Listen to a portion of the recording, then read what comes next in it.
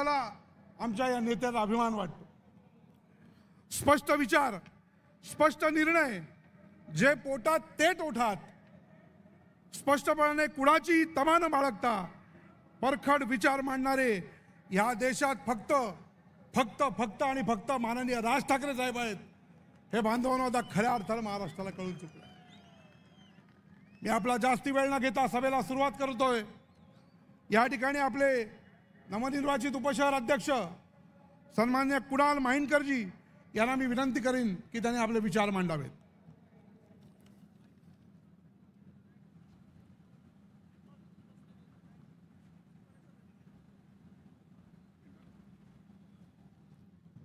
कृपया मी नम्र विनंती करीन सिक्युरिटीला की समोरच्या गेटला साधारणतः जिप्सीपर्यंत गर्दी केलेली आहे। लवकरात लवकर सिक्युरिटीच्या बाबतीमध्ये आपला वेळ न दवडता त्यांना सगळ्यांना आतमध्ये लवकरात लवकर पाठवावं। आणि जे मागे आतमध्ये आलेले आहेत ते उभे आहेत, त्यांनी कृपया पुढे यावं आणि स्थानापन्न व्हावं।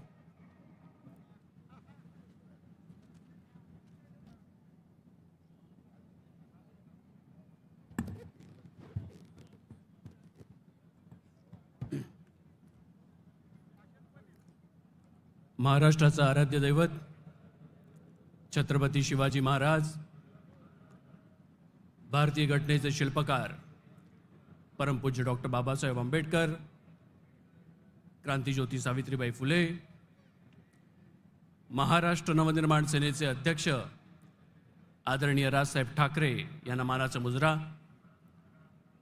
सन्माननीय व्यासपीठ आणि आजच्या या ऐतिहासिक सभेसाठी उपस्थित बांधवांनो आणि भगिनींनो, सर्वप्रथम मी आपणा सर्वांना हिंदू नववर्षाच्या गुढीपाडव्याच्या मनापासून मनपूर्वक शुभेच्छा देतो। आज आदरणीय साहेबांनी मला बोलायची संधी दिली त्याबद्दल मी त्यांचे शतशः आभार व्यक्त करतो। एक आठवण, माझ्या भाषणाला सुरुवात करायच्या आधी एक आठवण फक्त तुम्हाला सांगतो। 3 मे 2008 रोजी पक्षाची अभूतपूर्व विराट अशी सभा याच छत्रपती शिवाजी महाराज मैदानात झाली होती। त्या दिवशी मी एकदम शेवटच्या रांगेत, ते पण खाली मातीत बसलो होतो। तिकडे जो बसलो होतो तिथून जो प्रवास सुरू झाला तो आज व्यासपीठापर्यंत आला। हे फक्त आणि फक्त महाराष्ट्र नवनिर्माण सेनेमध्ये होऊ शकतं, इतर कोणत्याही पक्षात होऊ शकत नाही। मी थोडक्यात माझे 1-2-3 मुद्दे आपणा सर्वांसमोर सांगणार आहे। त्याच्यामधला मुंबईतला अत्यंत गंभीर प्रश्न म्हणजे बांगलादेशी लोकांची घुसखोरी।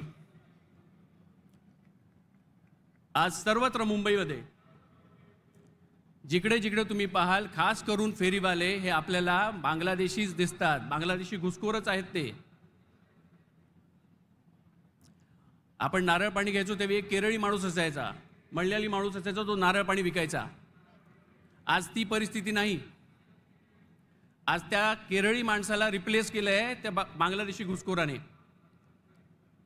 जर आपण जर इतर ठिकाणी जरी मुंबईत फिरला तर तुम्हाला ते सर्रास जाणवेल। ज्या आपण साईट्स असतील जिकडे बांधकाम होत आहेत किंवा आता रस्त्याची कामं सुरू आहेत, सर्रास तिकडे बांगलादेशी मुसलमान कामगार आपल्याला दिसतात। आज त्यांची जर आधार कार्ड बघितली तर ती आधार कार्ड 3 राज्यांमधून आहेत, खास करून एक पश्चिम बंगाल,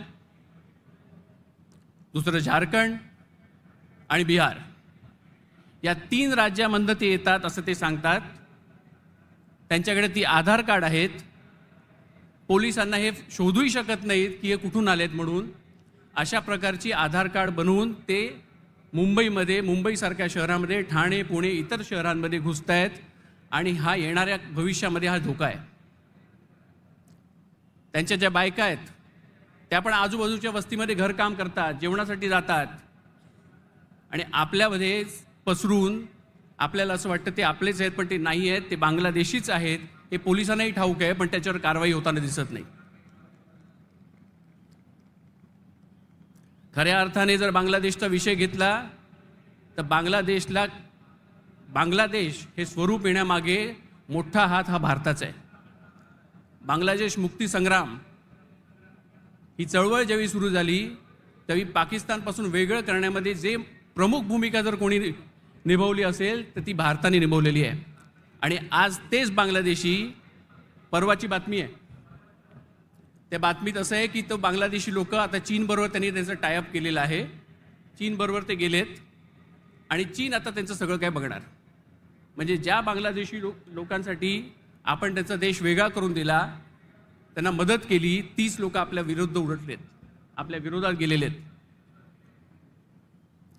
मूळ विषय राहिले बाजूला, आपण बाकी सगळ्या गोष्टींकडेच लक्ष जास्त देतोय. विषय अनेक आहेत, परंतु खास करून मी तुमचं लक्ष वेधू इच्छितो तो म्हणजे मध्ये तुम्हाला लक्षात असेल G20 त्या नावाखाली मुंबईभर सगळीकडे दिवे लावण्यात आले. प्रत्येक लॅम्पवर दिवा, जो पोल दिसेल, जो खांब दिसेल तिकडे दिवा, गल्ली गल्लीत दिवे लावण्यात आले. आज त्या दिव्यांचं काय झालं? आज सर्वत्र जर तुम्ही बघितलं, आता परत घरी जातानाही बघा की ते दिवे बंद आहेत. करोडो रुपये त्या दिव्यांवर खर्च केले, कंत्राट गेली, त्याचं मेंटेनन्सही कोणी बघितले नाही आणि ते दिवे सर्रास बंद आहेत. कोणाचंही लक्ष नाही आहे तिकडे. हा पैसा तुमचा आहे, हा पैसा मुंबईकरांचा आहे. हा पैसा सर्रास वाया घालवण्याचं काम या प्रशासनाने केलेलं आहे, महानगरपालिकेने केलेलं आहे.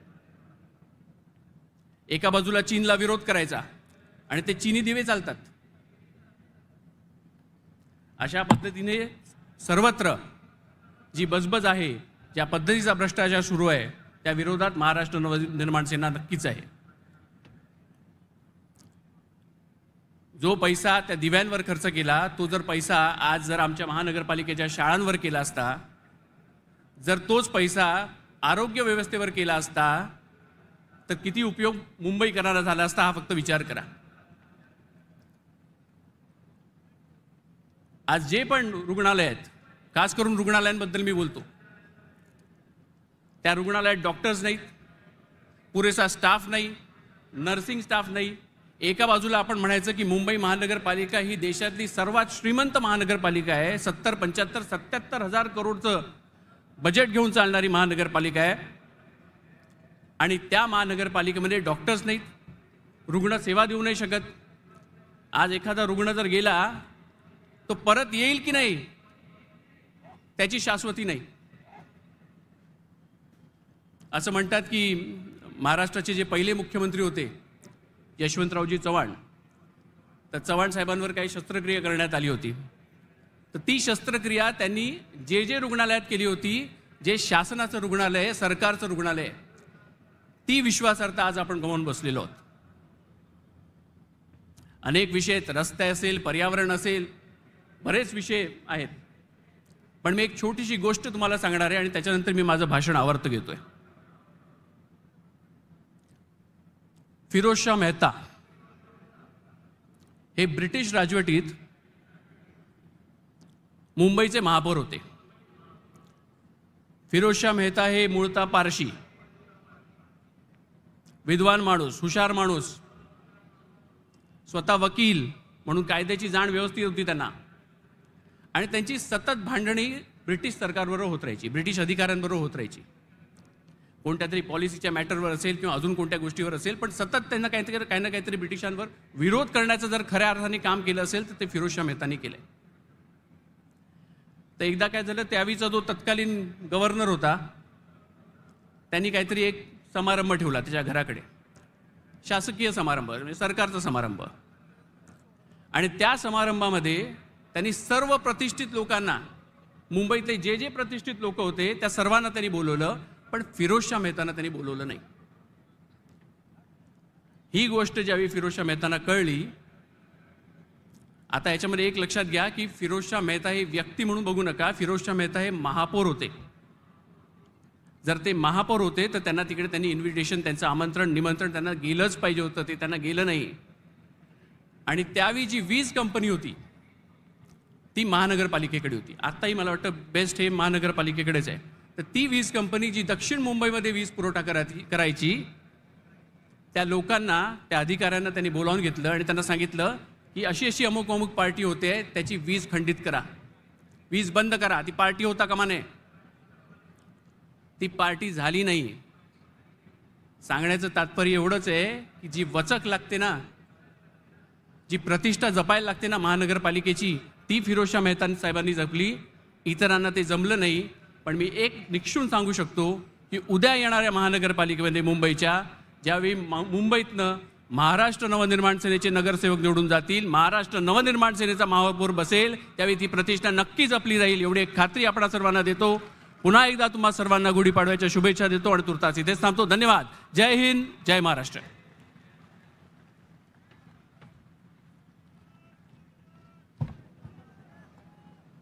कृपया मी पुन्हा एकदा नम्र विनंती करेन की मागे खूप लोक उभी आहेत, त्यांनी कृपया पुढे यावं, स्थानापन्न व्हावं त्याने. यानंतर मी पुण्याचे आमचे सन्माननीय रणजितजी शिरोळे यांना विनंती करेन की त्यांनी आपले विचार मांडावेत.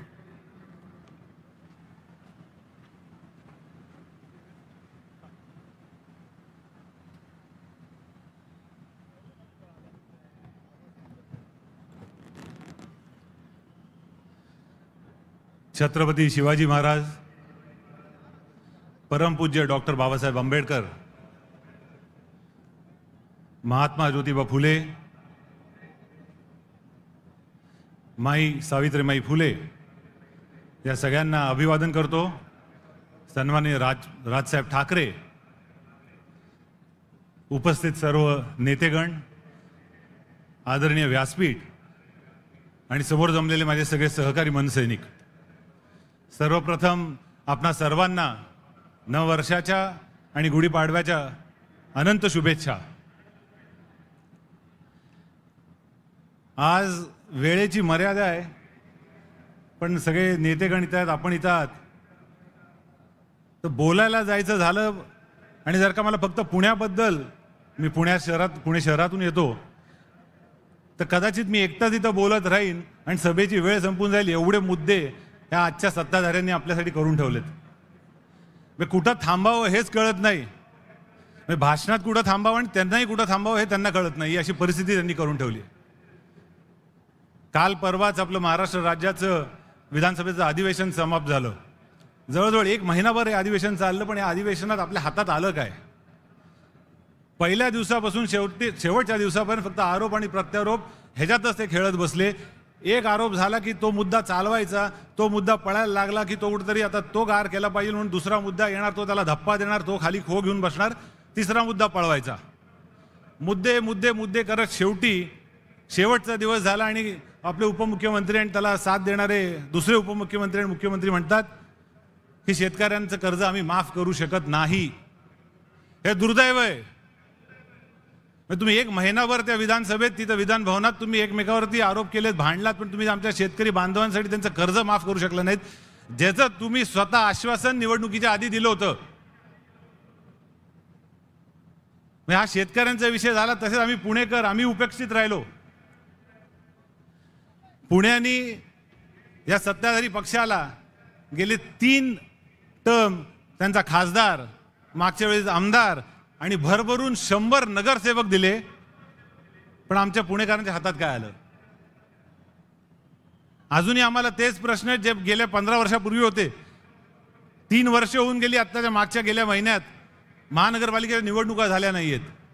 आज महानगरपालिकेमध्ये ना तिथं महापौर आहे, ना तिथं स्टँडिंग कमिटी चेअरमॅन आहे, ना तिथं नगरसेवक आहेत, ना तिथं कुठल्या नागरिकाचा आतमध्ये आवाज आहे. आज लोकशाही मार्गातून निवडून गेलेलं सरकार किंवा तिथं आतमध्ये बॉडीज नाही, त्यामुळे कुठली चर्चाच नाही. तो जो प्रशासक बसलाय तो या राज्य सरकारचा तिथं एक कठपुतली आपण त्याला म्हणू, त्याच्याबरोबर तिथं बसले त्याचेच हाताखालचे अधिकारी.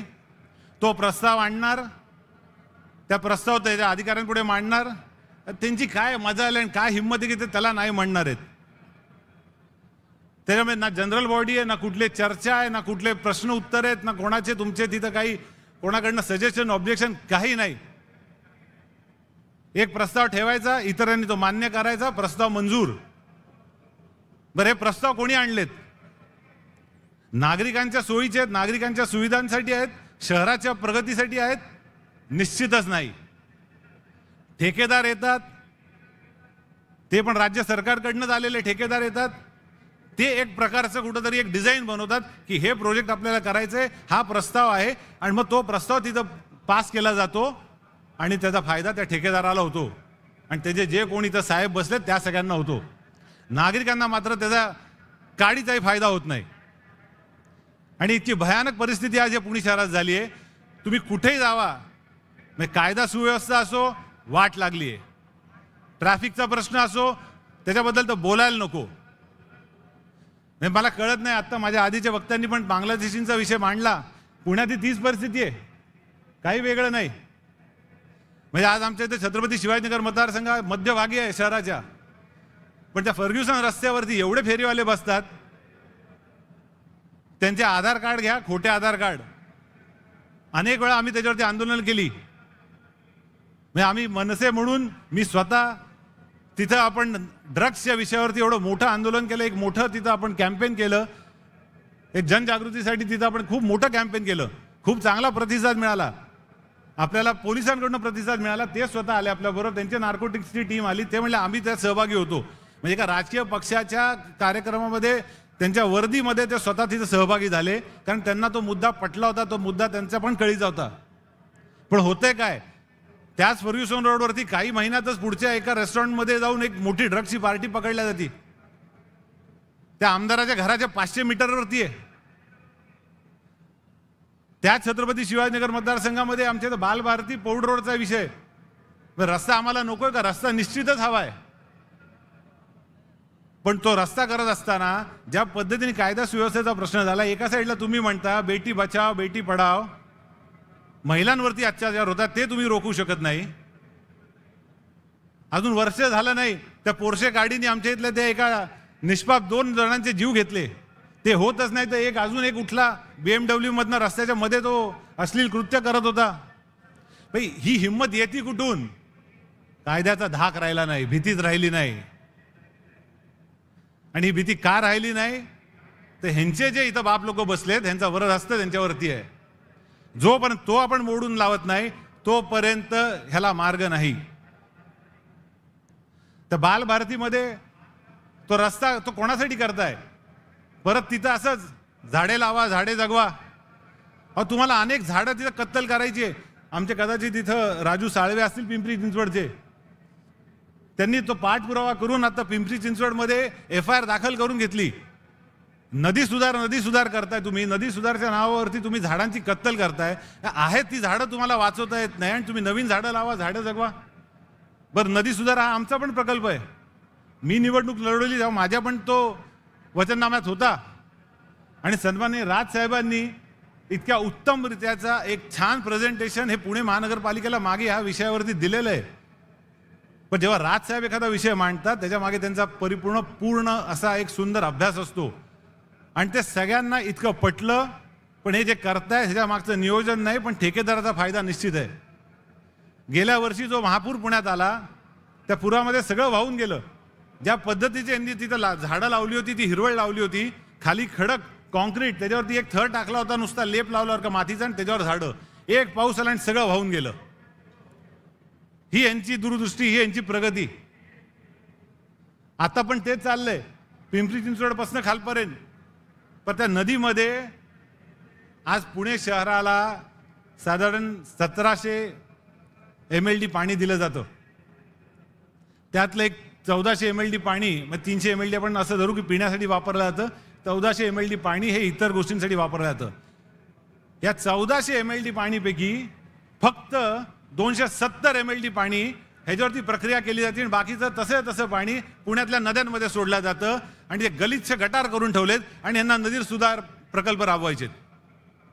मग ह्या सगळ्या प्रकल्पांच्या मागे, या सगळ्या STPच्या मागे जो पैसा येतो, मेंटेनन्सचा पैसा येतो, तो जातो कुठे? अनेक प्रश्न आहेत. ट्रॅफिकचा प्रश्न तर इतका भयान झालाय पुण्याचा. त्या हिंजवडी IT पार्क जो आहे तिथनं अनेक कंपन्या आज स्थलांतर होत आहेत. का? तर आम्हाला इथलं ट्रॅफिक त्याचा त्रास होतोय. आमच्या वर्कफोर्सला इथं काम करायला वेळेवर येता येत नाही. म्हणजे आत्ताचाच त्यांचा अहवाल आहे, गाड्यांचा खर्च 115% वाढलाय. 115% खर्च वाढलाय. हा कशामुळे? तर केवळ खराब रस्ते आणि खराब ट्रॅफिकमुळे. दर 3 महिन्यांनी आम्हाला एक नवीन तारीख दिली जाते. ह्या तारखेला आमचा पुणे युनिव्हर्सिटी चौकातला उड्डाणपूल तयार होईल. ती तारीख येते. आता नवीनच तारीख सप्टेंबरची काहीतरी आली आहे. कुठून आकडे आणतात माहीत नाही. दिल्लीपासून ते गल्लीपर्यंत यांना सवय लागली नुसते आकडे टाकायची. आकडे सोडा, जनता आहे, मत देती, ती आपल्या दावणीला बांधल्या गेलेली आहे. आणि हे जे गृहीत धरल्या जातं ना, त्याच्यामुळे ह्यांचे सगळे जे काय पराक्रम चालू आहेत. 100हून अधिक नगरसेवक कशाला म्हणतात? पण मिळते काय पुणेकरांना? पाणी मिळत नाही. बरं, ह्यांचाच अहवाल आहे.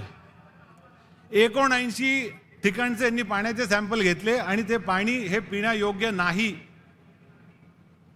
एवढी भयान परिस्थिती यांनी आज करून ठेवलेली आहे. या अशा परिस्थितीमध्ये जो पुणेकर रोज तो त्रास सहन करतोय आणि शेवटी 5 वर्ष झाली की यांना मतदान करतोय. आणि आज मतदान करायची वेळ येते, ते करू शकत नाहीत का? निवडणुका नाहीत. निवडणुका का नाहीत? तर आज पण ज्या पद्धतीचं वातावरण आहे, ह्यांना भीती आहे की जर आज निवडणुका लागल्या तर ह्यांची तिथं वाट लागल्याशिवाय काय होणार नाही. आणि ह्या सगळ्या स्पेसमध्ये जी स्पेस आहे ना, ती आहे ती महाराष्ट्र नवनिर्माण सेनेची. आणि जे काय सन्माननीय राजसाहेब ठाकरे बोलत आलेत, कदाचित त्यांनी ह्याच व्यासपीठावरून आधी मांडलं होतं, पुण्यात अनेकदा मांडलंय. मुंबईची वाट लागायला काही कालावधी गेला, पण पुण्याची वाट लागायला वेळ लागणार नाही. आणि हे ते बोलत असताना हे झालं, घडलं.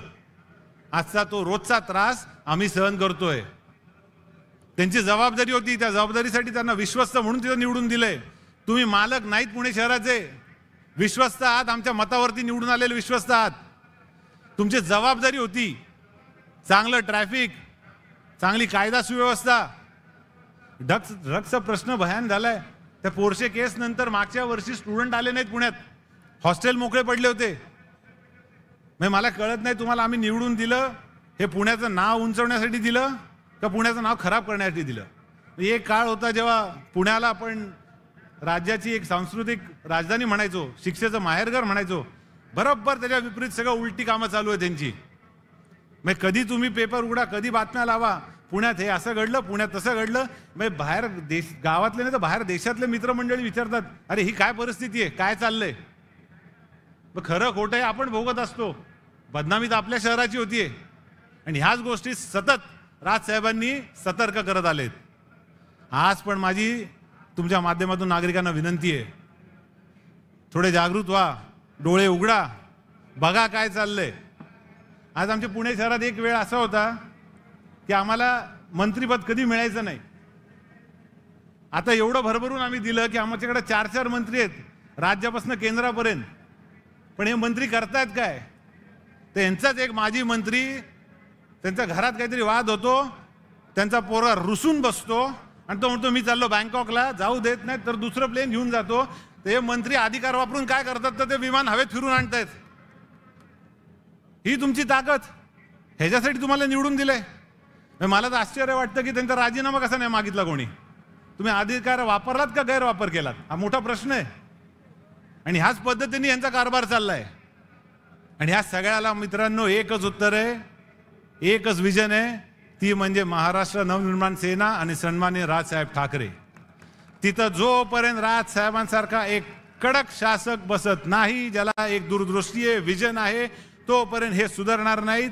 आणि ह्यांना काय करायचं करू द्या. ह्यांनी मागच्या निवडणुकांमध्ये बरंच खेळवलं आपल्याला, यावेळीही तो प्रयत्न करतील. पण मला विश्वास आहे, माझी तर वरिष्ठ नेते मंडळी आहेत, तर राजसाहेबांवर चर्चा होत असेल, आपण चांगल्या पद्धतीने लढणार आणि आपण 100% येणाऱ्या काळात जास्तीत जास्त नगरसेवक आणि जास्तीत जास्त लोकप्रतिनिधी निवडून देणार, हा माझा पूर्ण विश्वास आहे. आणि ह्याच ह्याच्यावर मी थांबतो. पुनश्च आपल्या सर्वांना गुढीपाडव्याच्या नवीन वर्षाच्या खूप खूप शुभेच्छा. जय हिंद, जय महाराष्ट्र. धन्यवाद रणजितजी. यानंतर मी मुंबईचे उपशहराध्यक्ष सन्माननीय योगेशजी सावंत यांना विनंती करेन की त्यांनी आपले विचार मांडावे.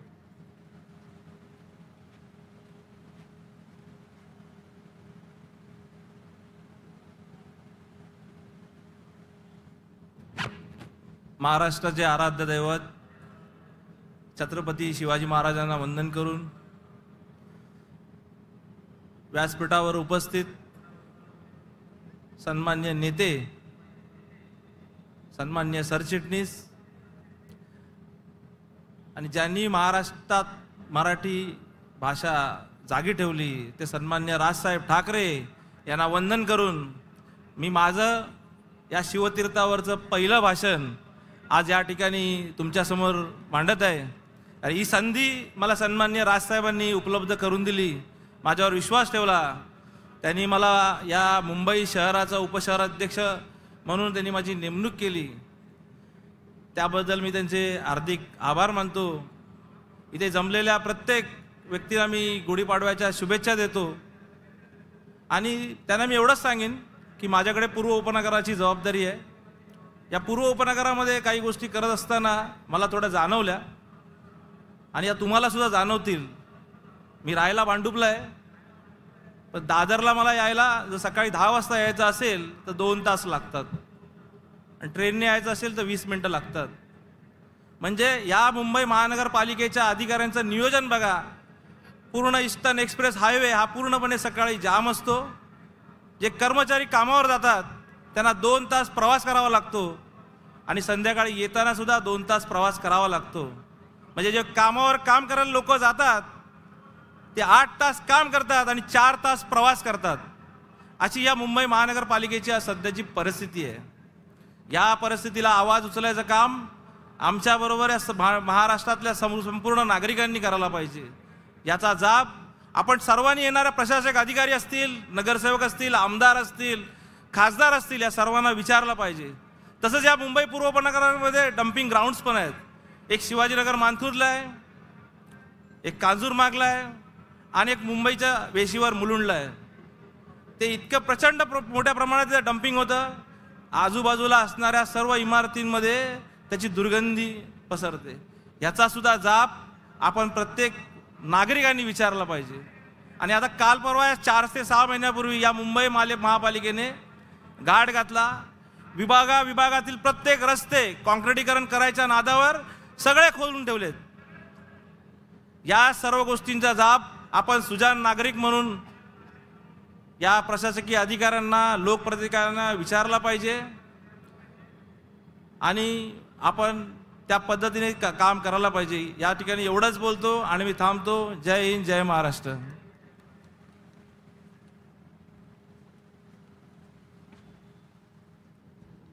यानंतर मुंबईचे आमचे तिसरे उपशहराध्यक्ष सन्माननीय यशवंतजी किल्लेदार यांना मी विनंती करेन की त्यांनी मार्गदर्शन करावं.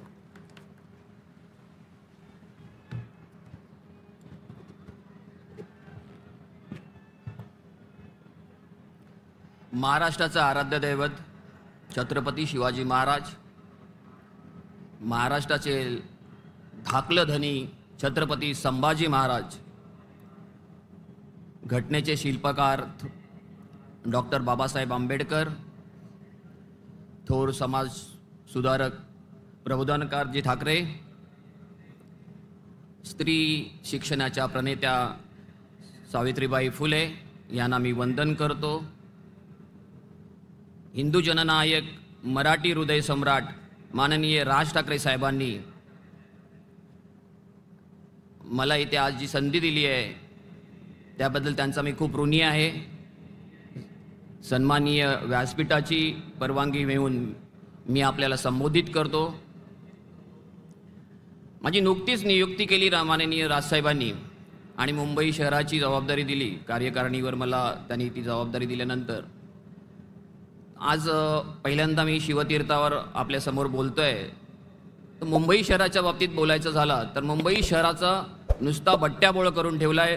मुंबई महानगरपालिकेत प्रशासक आल्यापासून संपूर्ण भ्रष्टाचार चालू आहे. त्या भ्रष्टाचार आता मला वाटतं एकनाथ शिंदे साहेब मुख्यमंत्री असताना धुमधडाक्यात गाजावाजा करत, आता कुणालजींनी जो उल्लेख केला ते मुंबई शुभकिरणाचा उपक्रम हाती घेतला. त्याचं काय झालं? त्याचा संपूर्ण घोटाळा आहे. पूर्ण भ्रष्टाचारामध्ये ते पैसे खाल्ले गेले आहेत, कमिशनमध्ये ते पैसे खाल्ले गेले आहेत. त्यानंतर जे काही रस्ते बांधले गेले, रस्त्यांचं म्हणजे एकनाथ शिंदे साहेबांनी त्यावेळेला घोषणा केली होती खड्डेमुक्त मुंबई करून दाखवू. कुठे खड्डेमुक्त झाले, संपूर्ण सगळा जो काही घोटाळा झाला त्याच्या आता चौकशा लागल्या आहेत. आणि चौकशी आता कोण करत आहे? तर विद्यमान मुख्यमंत्री फडणवीस साहेब. कंत्राटदाराच्या जरी चौकशा होत असेल तर एक प्रकारे ती एकनाथ शिंदे साहेबांची चौकशी होते. म्हणजे यांच्यामध्ये काय चाललंय? यांच्यामध्ये आपसात कुरघोड्या चालू आहेत. रस्त्याची कामं आत्ता सुद्धा काढली. आता जसं योगेशजींनी उल्लेख केला, संपूर्ण मुंबईत रस्त्याची कामं काढली आहेत. 1200 कोटीचा त्याच्यावर खर्च केला जातोय. 1200 कोटीचा. ह्या खर्चातून पुन्हा एकदा भ्रष्टाचार होणार आहे. हा इथून गेल्यानंतर हा जो गेट आहे उजव्या हाताचा, तिथे 2 वर्षापूर्वी काँक्रिटीकरणाचा रस्ता केला होता. 2 वर्षात त्याला भेगा पडल्या. अशी अनेक उदाहरणं देता येतील. ह्या रस्त्याच्या कामामध्ये जी काही आता 1200 कोटीची कामं काढली आहेत त्याच्यामुळे जी काही वाहतूक कोंडी होते, पर्यावरणाचा जो विषय आहे, आपण ज्या मैदानात आज बसलेलो आहोत त्या शिवतीर्थावर उद्धवजी जेव्हा मुख्यमंत्री होते तेव्हा इथे घाट घातला. पर्यावरण मंत्री आदित्य ठाकरे यांच्या ड्रीम प्रोजेक्टसाठी इथे शेकडो ट्रक माती टाकली. त्या मातीमुळे इकडे शिवाजी पार्ककरांना जो प्रदूषणाचा त्रास संभवतोय, त्यांची फुफ्फुसं माती खात आहेत. त्यांचेच विद्यमान आमदार आज बोर्ड लावतायत, ते बॅनर लावतायत की इकडची जी माती आहे त्याच्यावर म्हणे फवारणीचं काम आम्ही चालू केलं आहे आणि आम्ही दिलेलं वचन पाळतोय. लाज लज्जा शरम नाही येणार. कुठल्या तोंडाने हे बोलतायत? ज्या सरकारमध्ये होतात तुम्ही, ज्या पक्षामध्ये होतात त्या पक्षाने जिथे माती खाल्ली आणि लोकांच्या फुफ्फुसांना आता माती खायला लावताय आणि तुम्ही बोर्ड लावताय. त्यावेळेला संदीपजी, मी आणि आम्ही जे दादरमधले जे काही पदाधिकारी होतो त्यावेळेला आंदोलन केलं होतं. नितीनजी बी आमच्यासोबत होते आणि आंदोलन करताना आमचं आंदोलन देखील माती टाकू नका म्हणून आम्ही सांगत होतो. आंदोलन आमचं दडपलं. पोलिसांना हाताशी धरून आमच्यावर केसेस करून आम्हाला पोलीस बळजबरीने आम्हाला पकडून घेऊन गेले आणि त्यांनी माती शेवटी टाकायची ती टाकलीच. आज त्याचे दुष्परिणाम शिवाजी पार्कचे सगळे नागरिक भोगतायत. आम्ही अजूनही त्याचा पाठपुरावा सोडलेला नाही. आमच्यासोबत शिवाजी पार्क रेसिडेन्सी जी काही लोक आहेत तीही सुद्धा पाठपुरावा करतायत. परंतु ह्या सगळ्या गोष्टीमध्ये जो भ्रष्टाचार चालला आहे, संदीपजींना माहिती असेल, माती सांगतायत 400 ट्रक, पण प्रत्यक्षात कोटेशन 2000 ट्रकचं आहे. मग हे बाकीचे 1600 ट्रकचे पैसे गेले कुठे? प्रत्येक गोष्टीत भ्रष्टाचार आहे. रस्ते सोडा, रस्त्यानंतर आता उद्या पावसाळा येऊन ठेपलेला आहे. 2 महिन्यावर पावसाळा आहे. नाले सफाई, पुन्हा मिठी नदीचा गाळ, हे दरवर्षीचं रडगाणं आहे. दरवर्षी गाळ काढला जातो. अधिकारी ठामपणे सांगतात आम्ही गाळ काढला. मग मुंबईची तुंबई का होते? हे प्रश्न जर अधिकाऱ्यांना विचारले, आज अधिकारी मुजोरी उत्तरं देतात. कारण प्रशासक बसलाय, त्यांच्यावर नगरसेवक नसल्यामुळे कोणाचा अंकुश नाहीये, त्याचा ते फायदा घेत आहेत. आणि अधिकाऱ्यांचा जो मुजरपणा वाढलाय त्यासाठी आज महाराष्ट्र नवनिर्माण सेनेचे कार्यकर्ते रस्त्यावर उतरून काम करत आहेत. त्यांना सभागृहात पाठवायचं काम तुमचं जनता जनार्दनांचं आहे आणि तुम्ही ते पाठवाल अशी मी अपेक्षा करतो. अनेक विषय आहेत पण बरेच माझ्या मागे वक्ते आहेत. महिला सुरक्षेचे विषय आहे. मुंबईतली जी काही मुंबई शहरामध्ये जुन्या ज्या चाळी आहेत, इमारती आहेत किंवा वाड्या वस्त्या आहेत, तिथे पाण्याचं प्रेशर नाही आहे, पाणी लोकांना मिळत नाही आहे. आत्ताच नुकत्याच पार पडलेल्या निवडणुकीमध्ये, दिवाळीनंतर ती निवडणूक होती, आम्ही प्रचार करत असताना प्रभादेवीला एका कुटुंबामध्ये पाणी येत नाही म्हणून त्यांनी तक्रार केली वहिनींकडे. वहिनी तेव्हा प्रचार करत होते आमच्यासोबत आणि त्यांनी सांगितले की दिवाळीच्या पहिल्या आंघोळीला देखील आम्हाला पाणी नव्हतं. ही अशी दुर्दैवी परिस्थिती महानगरपालिकेने आणलेली आहे.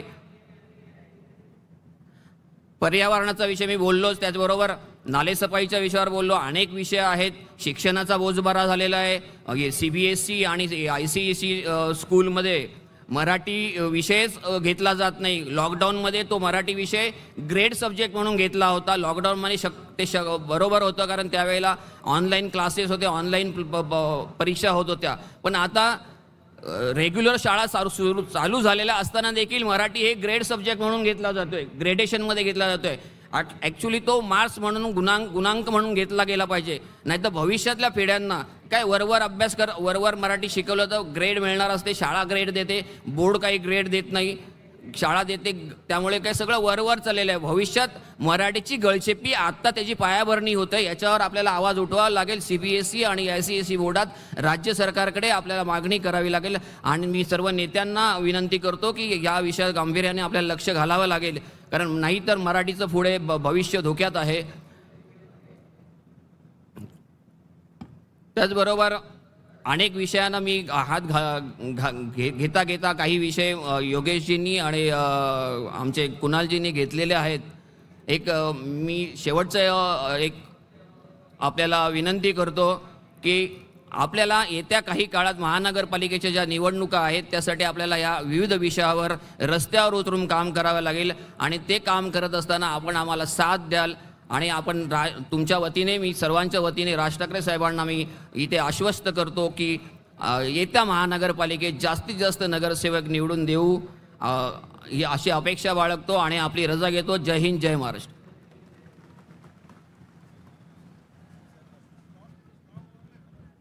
स्टेजच्या डाव्या बाजूला बॅरिकेड्स ओपन केलेत.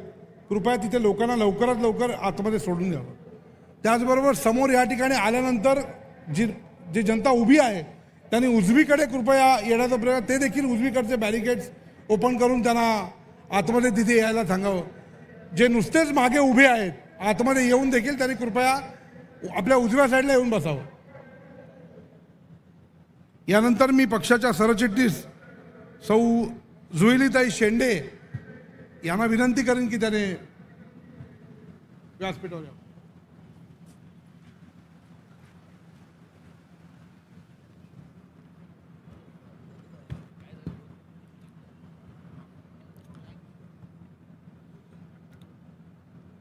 राज्य अनेकांकडे होती, संपत्ती तर बहुतांकडे होती, पण मराठी माणसाच्या मनगटाच्या ताकदीवर, हातातल्या तलवारीच्या जोरावर आणि गाळलेल्या घामाने आणि रक्ताने ज्यांनी हिंदवी स्वराज्याचं स्वप्न बघितलं आणि प्रत्यक्षात आणलं ते अखंड महाराष्ट्राचं आराध्य दैवत व हिंदवी स्वराज्याचे संस्थापक श्री छत्रपती शिवराय यांना मानाचा मुजरा. घटनांपैकी एक घटना ज्यांनी आपल्या देशाला दिली त्या भारतीय घटनेचे शिल्पकार महामानव भारतरत्न डॉक्टर बाबासाहेब आंबेडकर, आणि ज्यांच्यामुळे मला शिक्षणाचा अधिकार मिळाला आणि ज्या शिक्षणामुळे आत्मविश्वासाने मी आज तुमच्या समोर उभी आहे अशा क्रांतिज्योती सावित्रीबाई फुले यांना विनम्र अभिवादन. महाराष्ट्र नवनिर्माण सेनेचे अध्यक्ष माननीय राजसाहेब ठाकरे, सन्माननीय व्यासपीठ आणि माझे सर्व मनसैनिक सहकारी, सर्वांना माझा सस्नेह जय महाराष्ट्र. आज गुढीपाडवा. सर्वप्रथम सर्वांना हिंदू नवीन वर्षाच्या खूप खूप मनपूर्वक शुभेच्छा. येणारं नवीन वर्ष सर्वांना सुखाचं, समृद्धीचं, भरभराटीचं, उत्तम आरोग्याचं आणि आनंदाचं जावो ही सदिच्छा. त्याचबरोबर आज मला आपणा सर्वांसमोर 2 शब्द बोलण्याची संधी दिली त्यासाठी मी साहेबांची शतशः ऋणी आहे. महाराष्ट्र राज्य हे 1960 साली स्थापन झालं. होय, आपण प्रगती सुद्धा प्रचंड केली. महिला शिक्षणाचं प्रमाण देखील प्रचंड वाढलं, पण तरी देखील महिला सक्षम आहेत का? महाराष्ट्र ही केवळ संतांची भूमी नाही तर ती रणरागिणींची देखील भूमी आहे. कारण जिजाऊंनी छत्रपती या भूमीतच घडवले, सावित्रीबाईंनी शिक्षण क्रांती देखील या भूमीतच घडवली, तर आजच्या आधुनिक महिलांनी उद्योग, विज्ञान, राजकारण, कला अशा अनेक क्षेत्रांमध्ये झेप घेतली. स्त्री सक्षमीकरण ही काही फक्त संकल्पना नाहीये, तर स्त्री सक्षमीकरण हे आता प्रत्यक्ष कृतीत उतरवण्याची वेळ आली आहे. आणि सक्षमीकरण म्हणजे पुरुषांनी महिलांना केलेली मदत नव्हे, तर सक्षमीकरण म्हणजे महिलांना दिलेली समान संधी. शिक्षण, आर्थिक स्वावलंबन आणि आत्मविश्वास ही त्रिसूत्री आहे जीच महिलांना खऱ्या अर्थाने सक्षम करेल. महिलांची सुरक्षितता ही केवळ महिलांची जबाबदारी नाहीये, तर ती संपूर्ण समाजाची जबाबदारी आहे. आपण नेहमी म्हणतो की स्वसंरक्षण हे मुलींना शिकवलं गेलं पाहिजे, बरोबर आहे, पण तलवार जरी नसली तरी शब्दांची धार, बुद्धीचा योग्य उपयोग आणि जिभेची धार ह्या गोष्टी वापरून सुद्धा महिलांना पुढे जायला शिकवलं गेलं पाहिजे. महिलांसाठी कायदे आणि सुरक्षा यंत्रणा ह्या जरी महत्त्वाच्या असल्या तरी त्याबरोबर गरज आहे मानसिकतेत बदल करण्याची. महत्त्वाचं म्हणजे भीती नाही तर पंखांना बळ मिळायला हवं. आम्हा महिलांना ना अंधाराची भीती नाही, कारण आम्ही हातात नेहमी प्रकाश घेऊन फिरतो. आम्हाला अडथळ्यांची भीती नाही, कारण आमच्या हातात इतिहास घडवण्याची ताकद आहे. स्वतःच्या अस्तित्वासाठी जेव्हा एखादी स्त्री लढायला शिकते तेव्हाच ती क्रांती घडवते. पण समाजाने एक लक्षात ठेवलं पाहिजे, तिच्या शिक्षणाचा दरवाजा बंद करू नका, कारण तिच्यातच तुमच्या पुढच्या पिढ्या घडवण्याची ताकद आहे. तिच्या नोकरीची संधी रोखू नका, कारण ती कुटुंबच नव्हे तर तुमची संपूर्ण अर्थव्यवस्था उभी करणार आहे. तिच्या स्वातंत्र्यावर बंधनं घालू नका, कारण ती गरुड आहे. एका झेपेत ती आकाशाला गवसणी घालणार आहे. तिचा आवाज दाबण्याचा प्रयत्न करू नका, कारण तिच्या शब्दात क्रांती लपलेली आहे. ती दुर्बल नाहीये, ती निर्भय आहे. गरज आहे तिला फक्त पाठिंबा देण्याची. तिला इतकं सक्षम बनवा की बेटी बचाव म्हणण्याची गरजच लागली नाही पाहिजे, कारण ती स्वतःच स्वतःचा बचाव करेल. ती अबला नाही, सबला आहे. तिला फक्त संधी द्या, ती जग तुम्हाला आपोआप जिंकून दाखवेल. आज तुम्ही आणि मी आपण सर्वांनी मिळून एक निर्धार करूया. स्त्रीच्या सन्मानासाठी आवाज उठवूया. स्त्रीला भयमुक्त समाज देऊया. तिच्या कर्तृत्वाला बंधन नाही तर पंख देऊया. लक्षात ठेवा, स्त्री सक्षम झाली तर संपूर्ण महाराष्ट्र समृद्ध होईल. आणि प्रश्न हा नाहीये की महिलांना मदत कशी करायची. प्रश्न हा आहे की समाज तिच्या यशासाठी किती तयारीने आणि ताकदीने उभा राहील. आजच्या स्त्रीला न कोणी रोखू शकत नाही. ती स्वतःच स्वतःची वाट शोधते, ठरवते आणि यशाची नवीन शिखरं गाठते. त्यामुळे तिच्या पंखांना वेग द्या. तिचे पंख कातरू नका. तिच्या उड्डाणाला आकाश द्या. ती उंच भरारी आपोआप घेईल. लक्षात ठेवा, सशक्त स्त्री ही फक्त स्वतःसाठी नाही तर संपूर्ण समाजासाठी प्रेरणादायी असते. जय हिंद, जय महाराष्ट्र.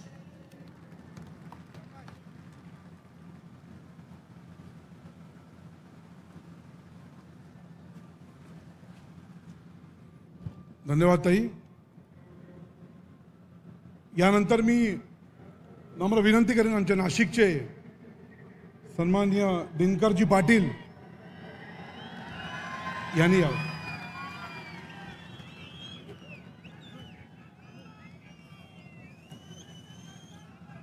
मी महापुरुषांचा आवाज देणारे आपण सर्वांनी जय जयकार करायचा आहे. शिवछत्रपती शिवाजी महाराज की, शिवछत्रपती संभाजी महाराज की, महात्मा गांधी की, महात्मा ज्योतिबा फुलेंचा, डॉक्टर बाबासाहेब आंबेडकरांचा. मित्रांनो, आज मला ही जी संधी मिळाली आहे, खरं तर मला राजकारणात 45 वर्ष झाले. 34 वर्ष काँग्रेसमध्ये काम केलं, 11 वर्ष भारतीय जनता पार्टीत काम केलं. 11 वर्ष भारतीय जनता पार्टीने फक्त वापरून घेतलं. क्रिकेट सारखं यूज अँड थ्रो. मात्र हिंदू हृदय सम्राट मान्य राजसाहेबांनी मला विधानसभेची उमेदवारी देताना 11 मिनिटात उमेदवारी दिली. तुम्ही सांगा, महाराष्ट्रात नाही देशात असा नेता आहे का? मी आज शेतकऱ्यांसाठी बोलायला आलोय. सन्माननीय व्यासपीठ, आपण सर्व मनसैनिकांना गुढीपाडव्याच्या शुभेच्छा देतो. राजसाहेबांना मानाचा मुजरा करतो.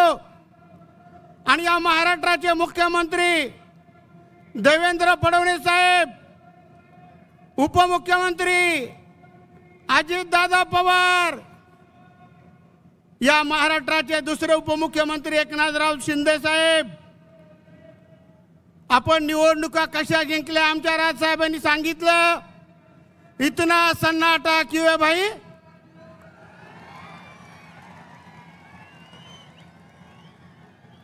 अरे तुम्ही खोट्यापणाने निवडून आलात. ईएम मशीन मॅनेज केलं. राजू पाटला सारखे, अमित साहेबांसारखे, आमच्यासारखे 9-10 निवडून येणारे आमदार तुम्ही फक्त मशीनमुळे निवडून आलात. आताय साहेबांनी 2-3 दिवसापूर्वी सांगितलं अरे या खोक्याचं काय घेऊन बसले, सगळे खोक्यामध्ये बसले.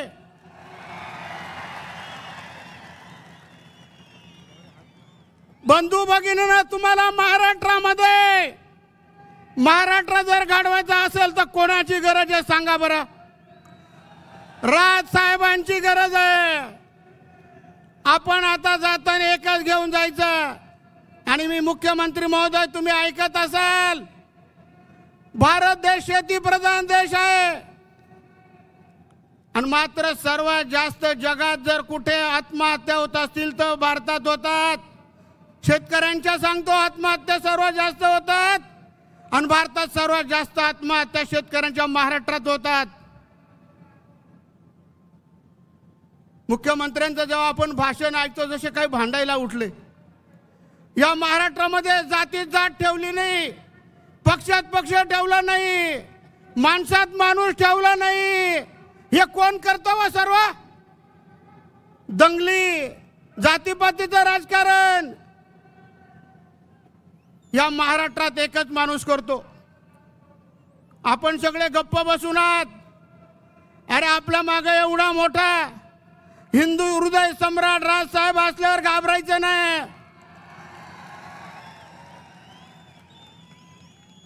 माझं एक उदाहरण सांगतो. मला एक नाशिकचा मंत्री दम देत होता. आता त्याला माहिती आहे दिनकर पाटील आता मनसेमध्ये राजसाहेबांनी मला सरचिटणीस केला आणि मी कामाचा धडाका सुरू केला. मित्रांनो, 700 गाड्या नाशिक जिल्ह्यातून भरून आणल्या राजसाहेबांच्या वर प्रेम करणाऱ्यांच्या. आणि त्या मंत्र्याने दम दिल्यावर मी राजसाहेबांना भेटलो. राजसाहेबांनी फोन केला. तो मंत्री म्हणतो, नाही नाही दिनकर पाटलाशी माझं काही देणं घेणं नाही. पण त्या मंत्र्याला माहिती आहे मी त्याला पुरून उरल.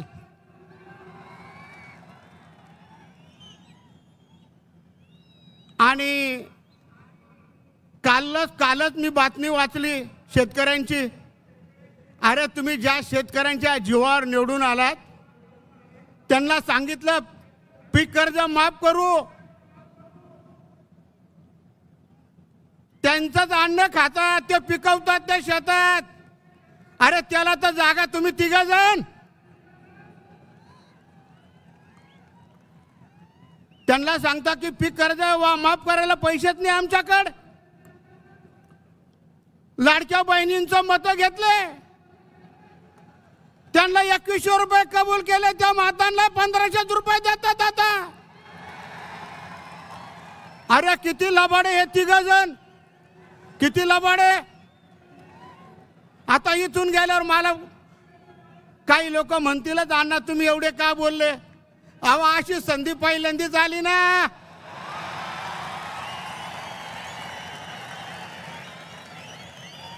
आणि साहेबांमुळे आली. मी 5च फूट माणूस आहे, पण साहेबांमुळे आता मी 7 फूट झालोय. आता मी ठरवलं राहिलेलं आयुष्य साहेबांबरोबर घालवायचं आणि साहेबांच्या नेतृत्वाखाली घालायचं. अरे 45 वर्ष लोकांनी काहीच दिलं नाही मला. साहेबांनी उमेदवारी दिली, 2 सभा घेतल्या आणि सभेला साहेबांच्या प्रेम करणारे लोक एवढ्या मोठ्या प्रमाणात सभा झाल्या. आणि जी माऊली माझ्या इकडे निवडून आली तिला भरोसाच नाही मी खरंच निवडून आले का नाही. तिला माहिती होतं दिनकर पाटील आपल्याला आवरणार नाही. खरं तर आम्हीच निवडून आलेलो आहे. अरे निवडून आले तर तुमचं कोणी स्वागत सुद्धा करायला तयार नाही. तुम्हाला कोणी एक गुच्छ द्यायला तयार नाही. आम्ही पडलो तरी लोक आमचे स्वागत करत होते.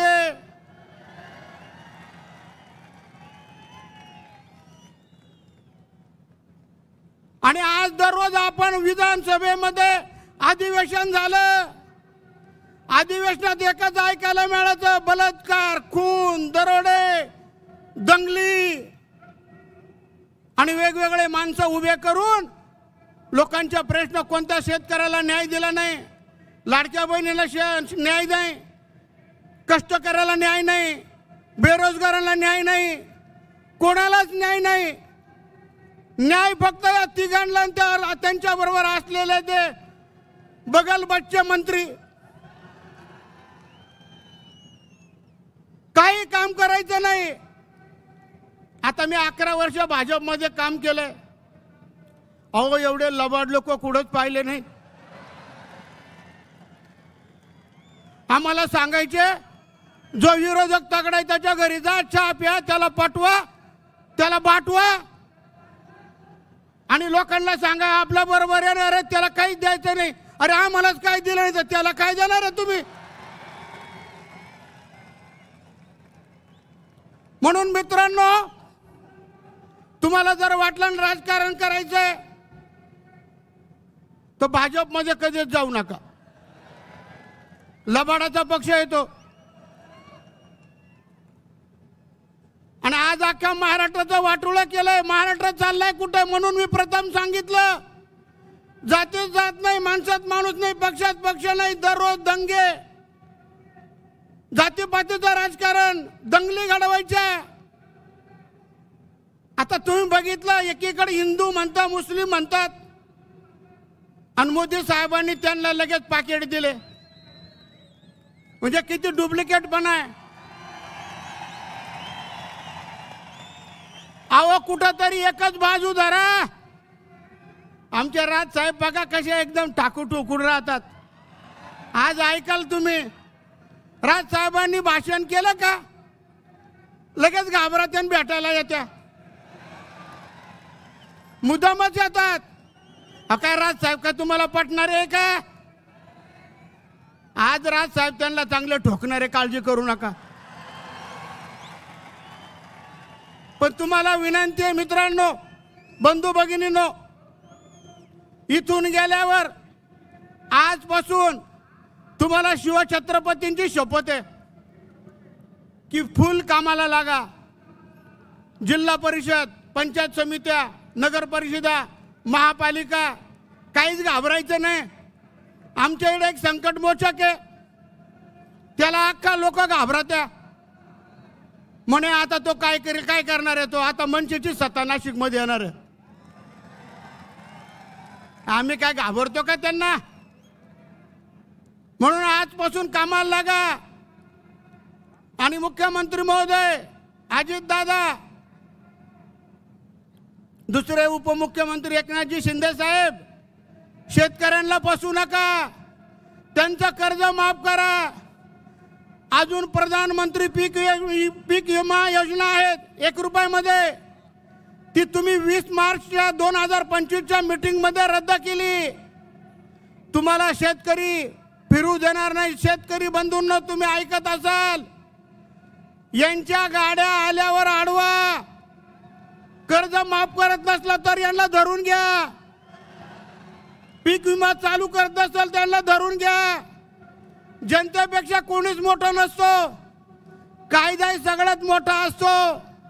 यांना धरल्यावर कोणीच काही करणार नाही, कारण त्यांना विचारायचं तुम्ही आम्हाला कर्जमाफीचा शब्द दिला होता.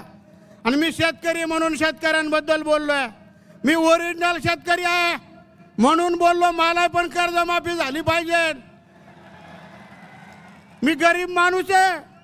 एक गरीब माणसाला साहेबांनी बोलायला संधी दिली.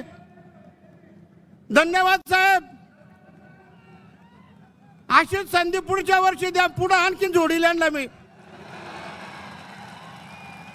धन्यवाद सर्वांना. जय शिवराय, जय महाराष्ट्र.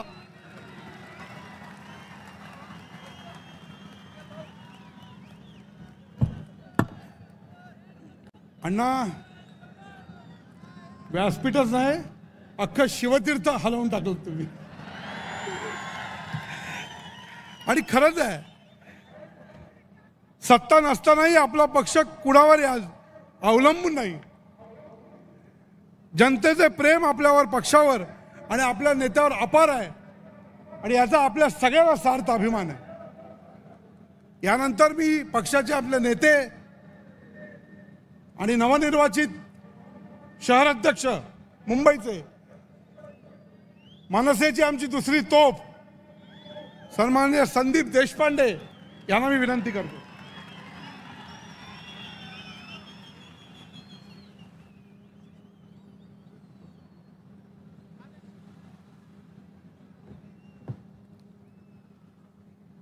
महाराष्ट्राचे आराध्य दैवत छत्रपती शिवाजी महाराज, परमपूज्य डॉक्टर बाबासाहेब आंबेडकर, सावित्रीबाई फुले, महाराष्ट्र नवनिर्माण सेनेचे अध्यक्ष सन्माननीय राजसाहेब ठाकरे, व्यासपीठावर बसलेले सर्व मान्यवर, सन्माननीय व्यासपीठ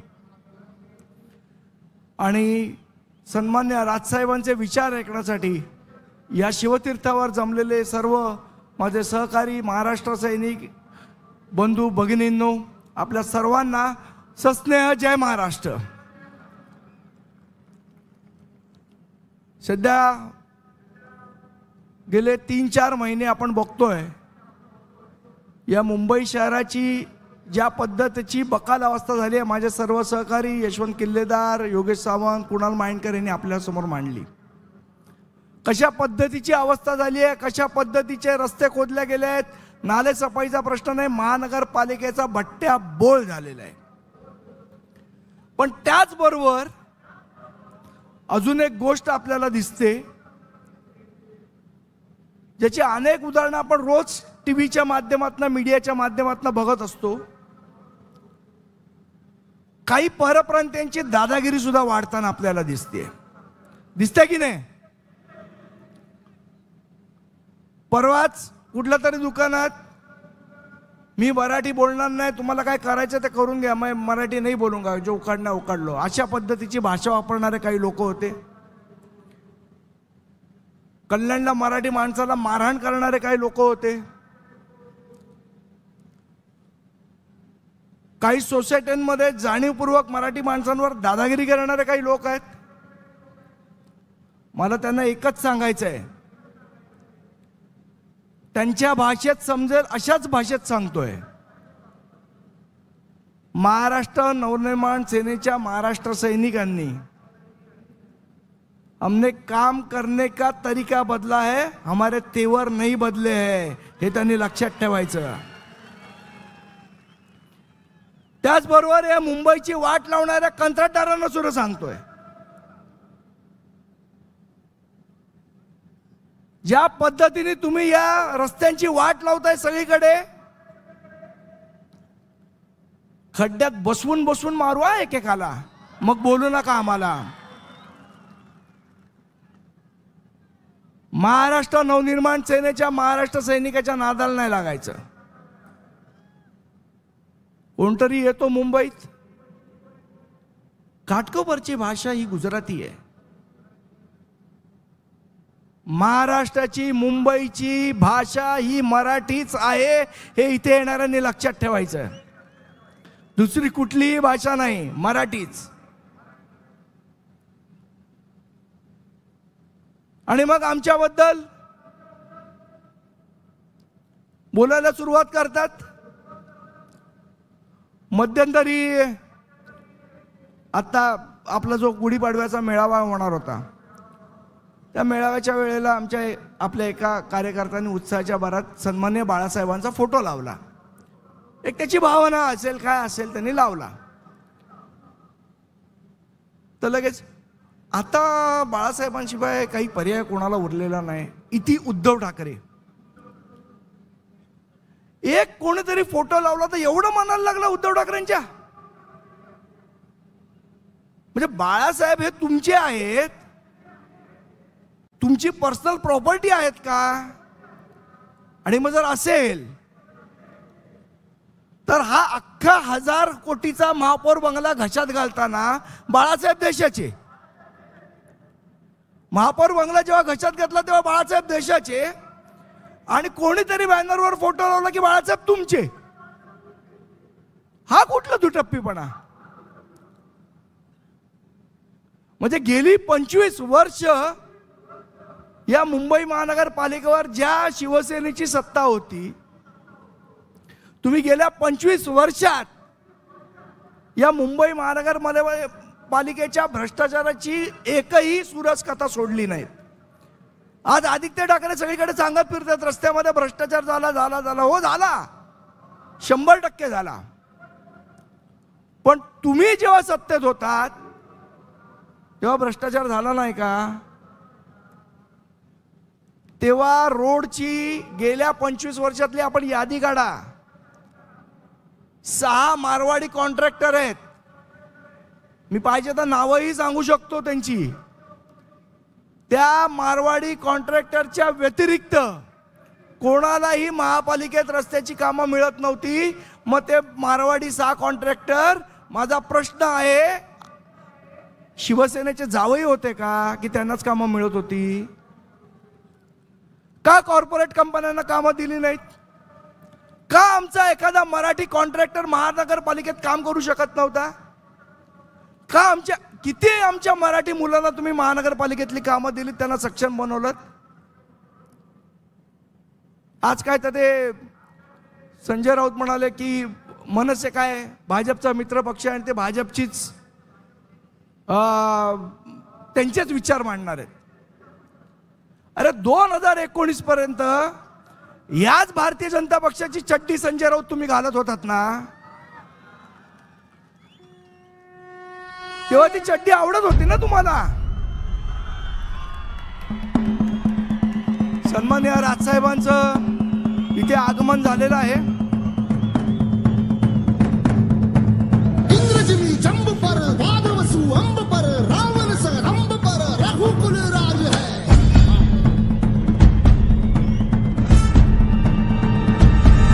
सन्माननीय राजसाहेबांचं या व्यासपीठावर आगमन होत आहे.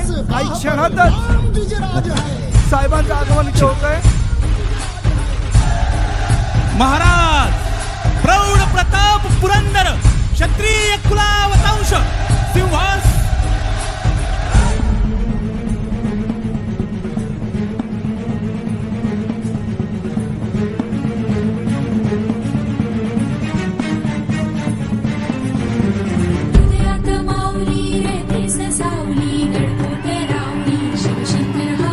सन्माननीय राजसाहेबांना विनंती करतो की त्यांनी शिवछत्रपतींच्या पुतळ्याला पुष्पहार अर्पण करावा.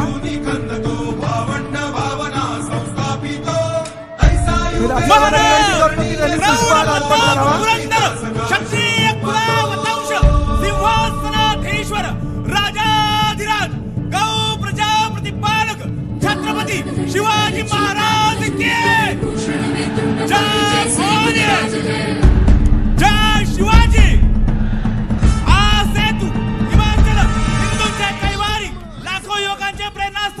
अखंड हिंदुस्थानाचा नरसिंह शिवमुद्रा ध्वजधारक हिंदू धर्मरक्षिता प्रबोधन कार विचारक हिंदू जननायक सन्माननीय राजसाहेब ठाकरेंचा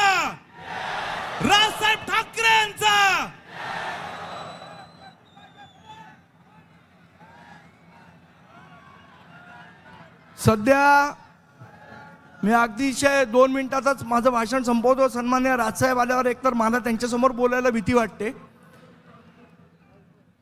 फक्त एकच प्रश्न गेले अनेक दिवस आपण बघतोय, काही लोक हे जाणीवपूर्वक सन्माननीय राजसाहेबांबद्दल बोलत असतात, विचित्रपणे बोलत असतात. त्यांना फक्त एकच इशारा देतो,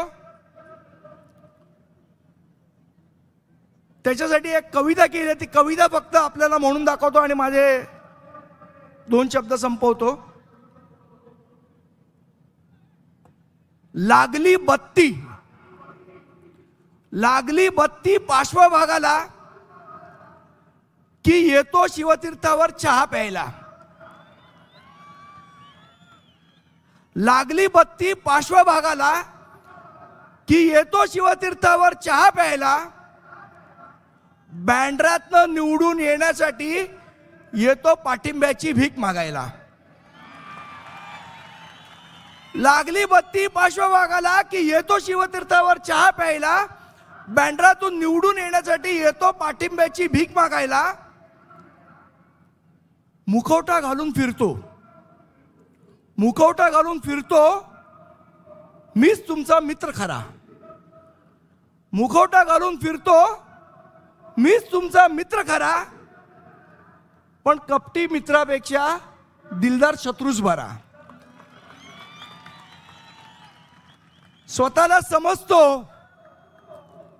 स्वतःला समजतो मुंबईचा मामा शेलार, स्वतःला समजतो मुंबईचा मामा शेलार, पण सगळ्या मुंबईला माहिती आहे की हाच आहे मुंबईचा आशिष झोलार, आशिष झोलार, आशिष झोलार.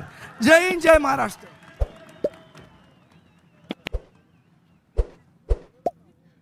माहीम विधानसभेच्या वतीने माननीय राज ठाकरे साहेबांचा पुष्पहार देऊन स्वागत करण्यात येईल.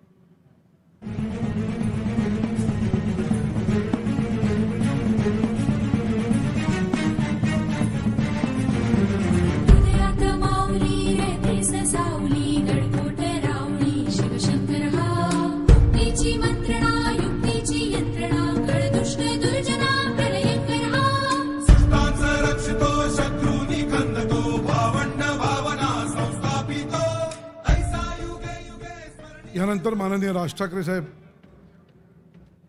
उपस्थितांना जनसमुदायात संबोधित करतील.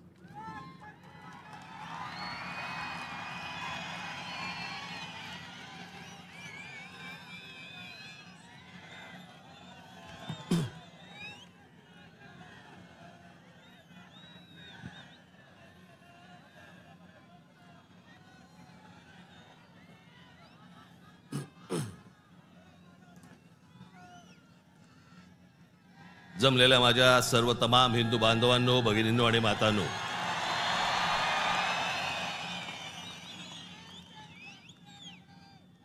सर्वप्रथम मी आपणाला सर्वांना गुढीपाडव्याच्या मनपूर्वक शुभेच्छा देतो.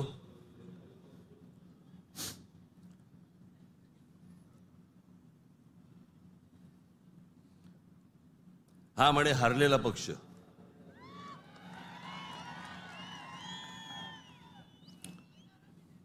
झालं, निवडणुका संपल्या, सगळ्या गोष्टी झाल्या, पण आज गेल्या निवडणुकीमध्ये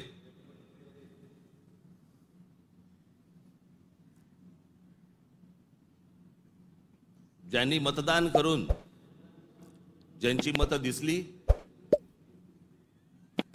त्या सर्व मतदारांचे मी मनपूर्वक आभार मानतो. आणि ज्या मतदारांनी महाराष्ट्र नवनिर्माण सेनेला मतदान करून देखील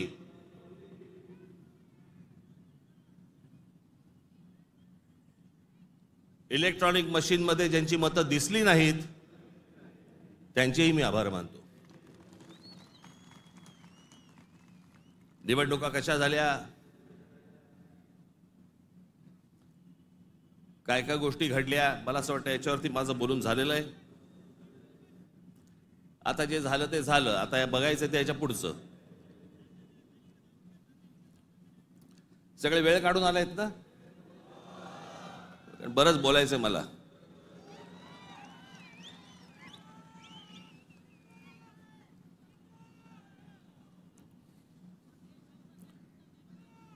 अनेक विषय,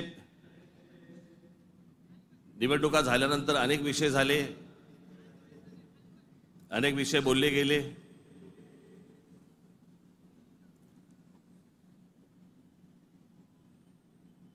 सदिच्छांचे, शुभेच्छांचे अनेक मला फोन पण आले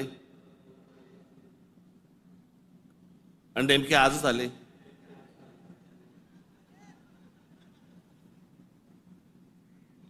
आज का आले ह्याचे अर्थ मला समजतात, जरा जपून.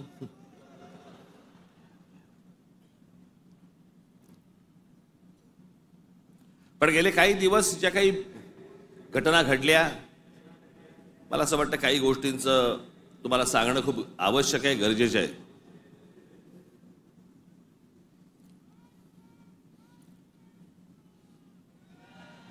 त्यातला पहिला विषय म्हणजे कुंभमेळा.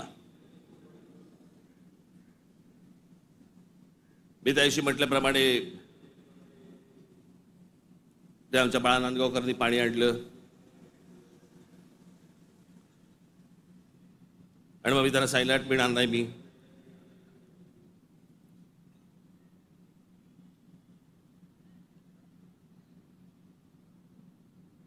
मग नव्याने वारं शिरलेल्या काही हिंदुत्ववाद्यांना असं वाटलं, अरे मी कुंभमेळ्याचा अपमान केला. मूर्ख आहात का?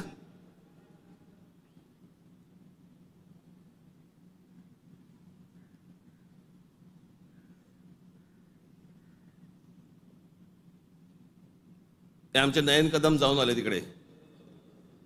कुठे नयन, कसं वाटलं? म्हणे आतमध्ये गेल्यावरती असं झालं म्हणे. म्हटलं नाही, खालून प्रेत गेलं असेल एखादं.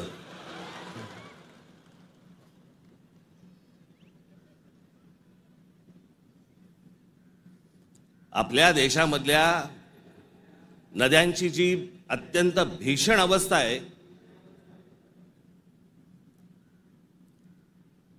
ज्याला आपण माता म्हणतो, नदीला देवी म्हणतो,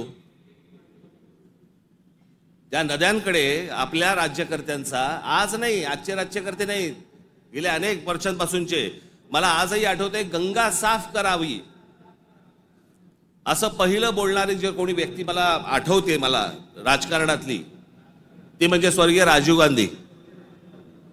राजीव गांधी ज्यावेळेला पंतप्रधान झाले त्यावेळेला त्यांनी गंगा साफ करण्याचं काम सुरू केलं. तेव्हापासून अजून गंगा साफ करतायत.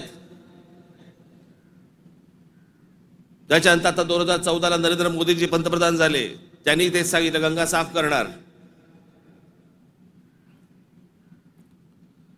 आपल्याकडच्या देशांमधल्या नद्यांची अशी अवस्था आहे की त्याच्यामध्ये पाणी पिणं तर लांबची गोष्ट, तुम्ही आंघोळ केली म्हणजे, मी माझ्याकडे आत्ता काही उत्तरेतले लोक येऊन गेले मध्ये,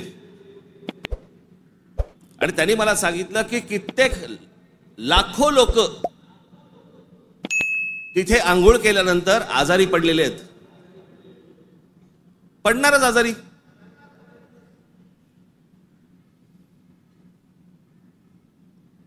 त्या गंगेवरची काय परिस्थिती आहे? प्रश्न हा गंगेच्या अपमानाचा नाहीये, प्रश्न हा कुंभमेळ्याच्या अपमानाचा नाहीये, पाण्याच्या स्थितीचा आहे की पाणी कशा प्रकारचं पाणी तिकडे असतं, होतं, आणि ते अजूनही थांबवलं जात नाही. त्या गोष्टी खरं तर वेगळ्या ठिकाणी तुम्ही जागा देऊ शकता. सहज एक मिनिट भरासाठी म्हणून मी तुमच्या समोर गंगेची आत्ताची परिस्थिती काय आहे ती मी तुम्हाला फक्त दाखवतो. खाली अरे खाली आण त्याला, खाली आहे.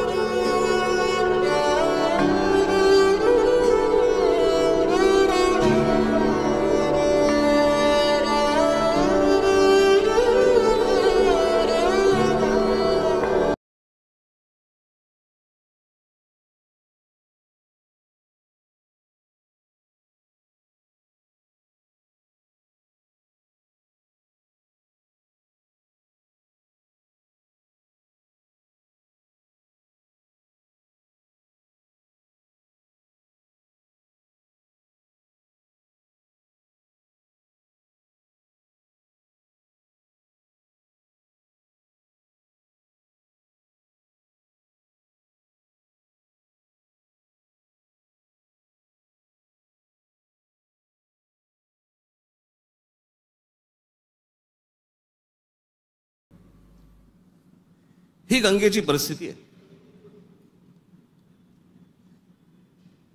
आतापर्यंत 33,000 कोटी रुपये खर्च झाले त्याच्यावरती. तुम्ही आता तो महंत बघितलात, ज्याला बोटीतनं तसाच्या तसाच टाकून दिला.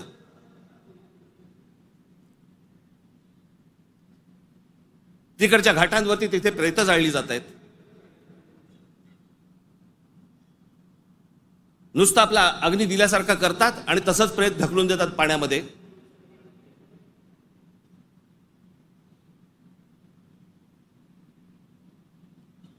हा कोणता धर्म?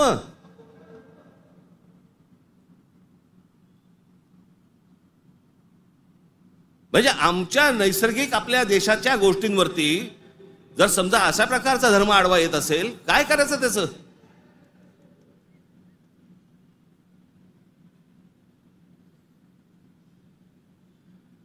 आपल्या गोष्टींमध्ये आपण सुधारणा नको का करायला?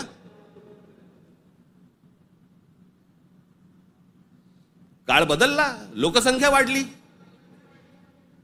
1000 वर्षापूर्वीच्या गोष्टी वेगळ्या होत्या, आताच्या गोष्टी वेगळ्या आहेत.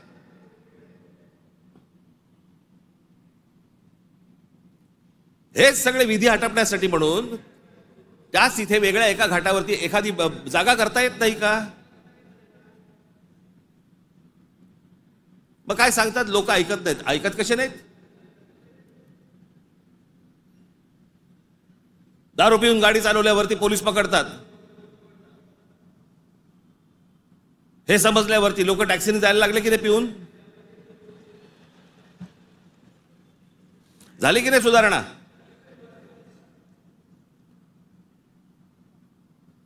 आपल्या नद्या स्वच्छ राहिल्या पाहिजेत.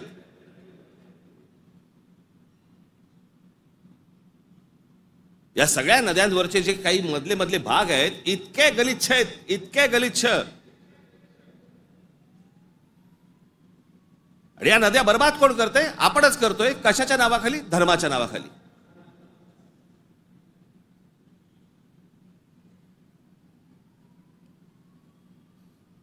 प्रत्येकाला आपापला धर्म प्यारा असतो. प्रत्येकाने आपापल्या धर्मामध्ये सुधारणा केल्या पाहिजेत. मी ज्या वेळेला हे गंगेवरचं ज्यावेळेला मी पाहत होतो सगळ्या गोष्टी, मला कळेना हे कसं काय चाललंय.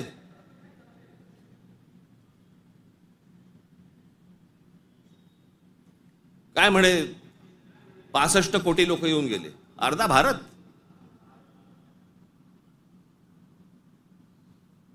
चला त्यातले आपण 5 लाख आपण पकडूया, व्हीव्हीआयपी आणि व्हीव्हीआयपी. बाकीचे काठावरच बसले असतील खो खो खेळायला. बरोबर की नाही? प्रत्येकाची जरी 200-200 ग्रॅम पकडली, चीनची भिंत बांधता आली असती आपल्याला.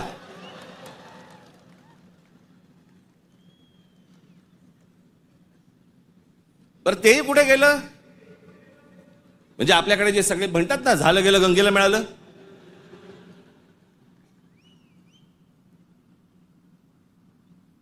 महाराष्ट्रामधली देखील आज नद्यांची परिस्थिती हेच. आमच्या कोकणामधली सावित्री नदी घ्या, सगळं केमिकलने भरली आहे. मी आता आणलंय इथे तुमच्यासाठी.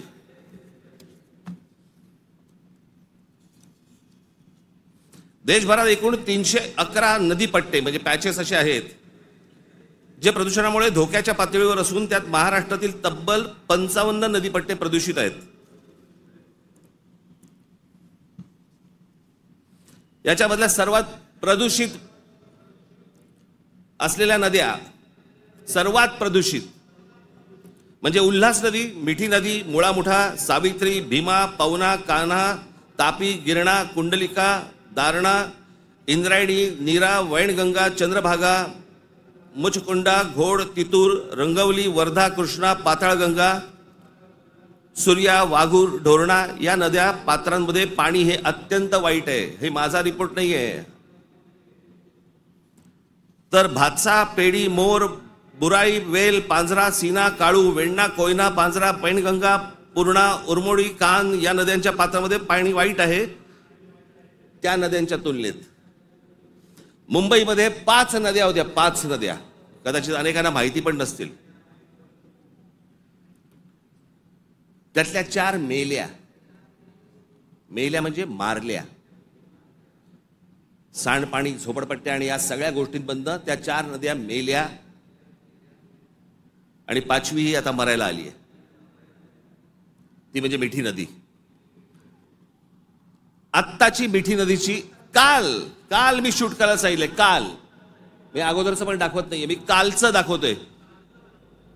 मुंबई मधली 5वी एकमेव राहिलेली नदी, त्याची काय अवस्था एकदा बघा.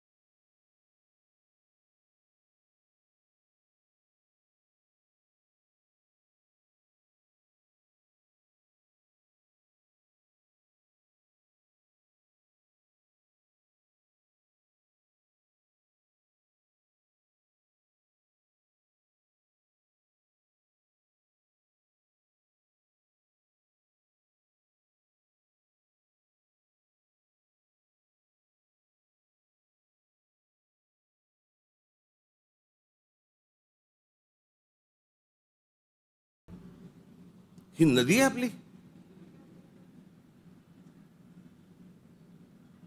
या सगळ्या नद्या मारून टाकल्या आपल्या लोकांनी. दरवर्षी येणार मुंबई महानगरपालिका म्हणणार की आम्ही मिठी नदी साफ केली. ही साफ? जोपर्यंत आजूबाजूची वस्ती हटत नाही तोपर्यंत या नद्या कधीही साफ होणार नाहीत. आपल्या सगळ्या नद्यांमध्ये सगळीकडे केमिकल्स भरलेली आहेत. का? आमचं पोल्युशन कंट्रोल बोर्ड काय करतं? उद्योगधंद्यांना प्रोत्साहन, कारण उद्योगपती ह्यांना प्रोत्साहन देतात.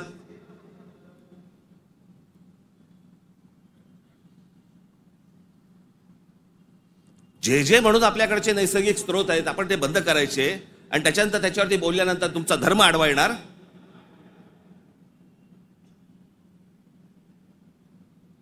धर्माच्या गोष्टी तर मला तर कोणी सांगू पण नाहीत या लोकांनी. काही गोष्टी आपण आपल्यात सुधारल्या पाहिजेत.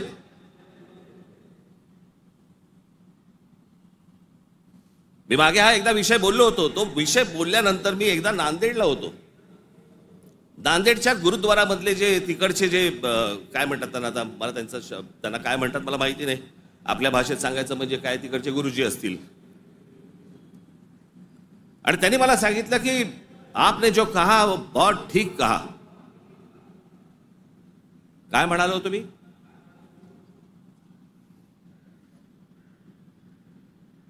आमच्याकडे महानगरपालिका, जिल्हा परिषदा, ग्रामपंचायती, देशभर सगळ्या ठिकाणी आमच्याकडे काय भिंती रंगवल्या जातात, बोर्ड लावले जातात, झाडं जगवा, झाडं वाचवा.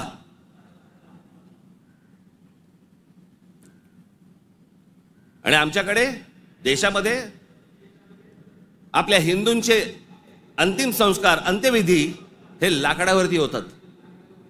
कुठून येतं लाकूड? लाकूड येणार कुठून? या देशातली जंगलतोड झाल्याशिवाय लाकूड येणारच नाही.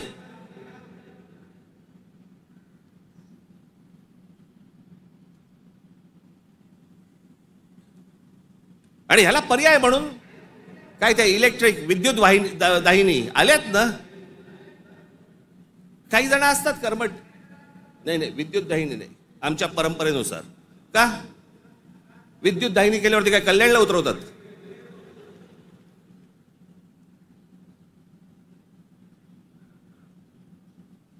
देशभर विद्युत दाहिन्या झाल्या पाहिजेत. त्या विद्युत दाहिन्या झाल्या तर लाकूड लागणार नाही. लाकूड लागणार नाही मग जंगल राहतील. आमचे पंतप्रधान नरेंद्र मोदी मागे एकदा जंगलात गेले होते फिरायला, कोणतरी एका परदेशी माणसाबरोबर. म्हणजे आमच्या पंतप्रधानांना जंगलांची आवड आहे.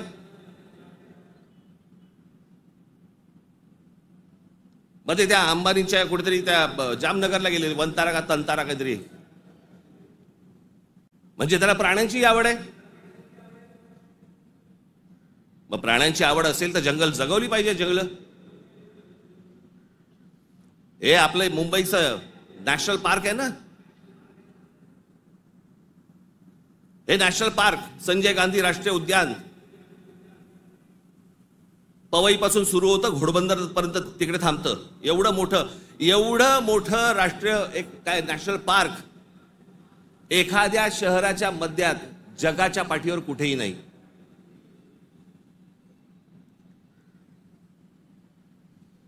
आपण आमचे मूळ विषयच आपण विसरलेलो आहोत.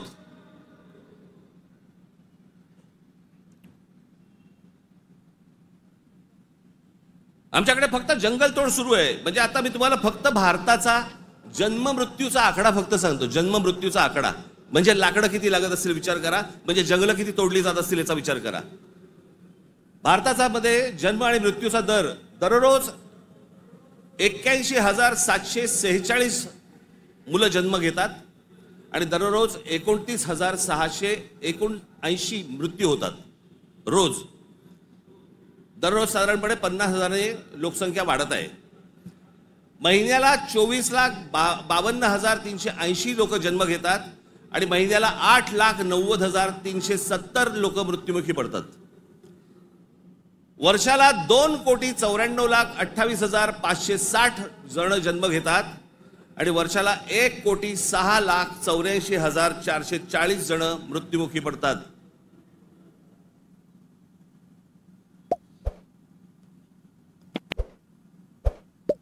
आपण एका बाजूने बोंबलायचं, आमच्याकडे दुष्काळ पडलाय, आमच्याकडे पाणी नाही. मराठवाड्यातल्या अनेक ठिकाणी 7-7 दिवस पाणी येत नाही. भारतामधल्या अनेक जिल्ह्यांमध्ये तिथे पाणी येत नाही. आम्ही पाणी येत नाही, सगळ्या गोष्टी होत नाही म्हणून बोंबलत बसायचं आणि आपणच ऱ्हास करायचा या गोष्टींचा.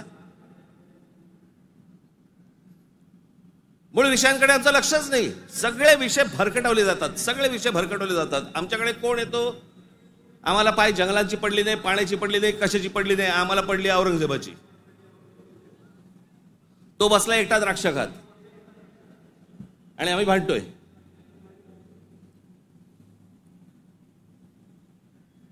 औरंगजेबाची कबर राहिली पाहिजे का उडवली पाहिजे? आत्ता कुठून आठवलं?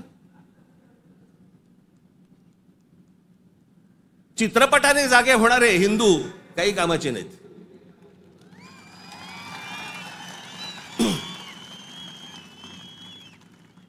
काही कामाचे नाहीत ते. चित्रपट थिएटरमधनं उतरला की हे उतरले.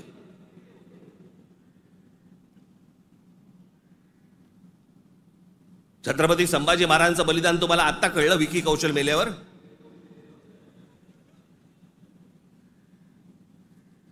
अक्षय खन्ना औरंगजेब बनून आल्यावर तुम्हाला औरंगजेब कळायला लागला?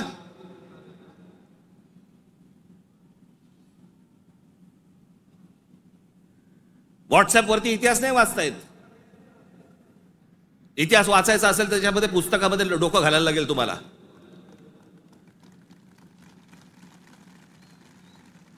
कोणीही बडबडायला लागले हल्ली इतिहासावरती. विधानसभेत पण बोलतात. खरं तर त्यांचं काही काम नाही. औरंगजेबावरती बोलतायत. माहिती तरी का औरंगजेब काय प्रकरण होतं? हे बाहेरून आलेले सगळे लोक, औरंगजेबाचा जन्म गुजरात मधला, दाहोद नावाच्या गावामधला औरंगजेबाचा जन्म. आणि मग काय सोपं आहे इतिहासामधनं तुम्हाला जातीपातीमध्ये भिडवून द्यायला.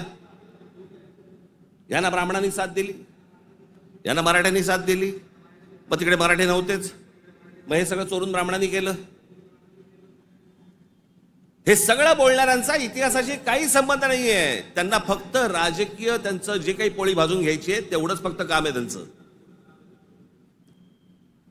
त्यांना ना संभाजी महाराजांशी काही कर्तव्य आहे, ना औरंगजेबाशी काही कर्तव्य, ना कोणाशी काही कर्तव्य आहे. तुमची माती फक्त भडकवायची.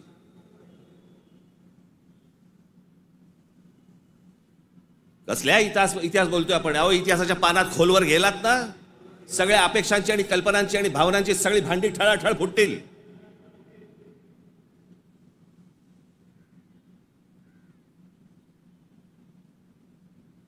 या हिंद प्रांतामध्ये एक अत्यंत कडवट, एक प्रभावी असं एक स्वप्न ज्या व्यक्तीला पडलं त्या आमच्या जिजाऊ साहेब.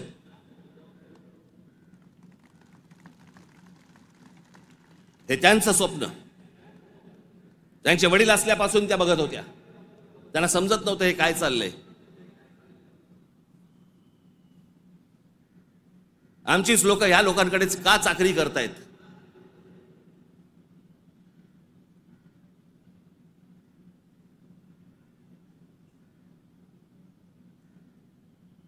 आणि छत्रपती शिवाजी महाराज म्हणजे या हिंद प्रांतावरती केलेला एक संस्कार आहे. तो एक चमत्कार आहे. ती एक विलक्षण घटना आहे.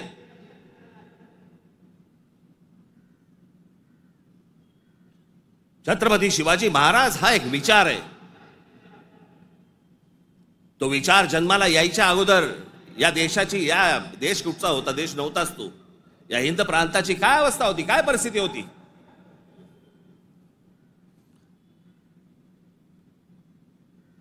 सर्व जातीचे लोक कोणाला कोणाच्याकडे होतेच ना कामाला.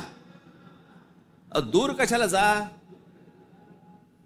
छत्रपती शिवाजी महाराजांचे वडील हे आदिलशाहीतच होते ना.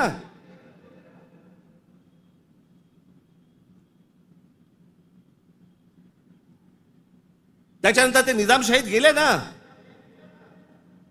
तो काळ वेगळा होता, ती वेळची परिस्थिती वेगळी होती. त्यांनी का तसे निर्णय घेतले? जे कोणी महाराष्ट्रामधले सरंजामदार होते त्यांच्या विरोधाचाच लढा होता ना शिवाजी महाराजांचा. हे सरंजामदार कोण होते? त्याला जातीत का पाहताय तुम्ही?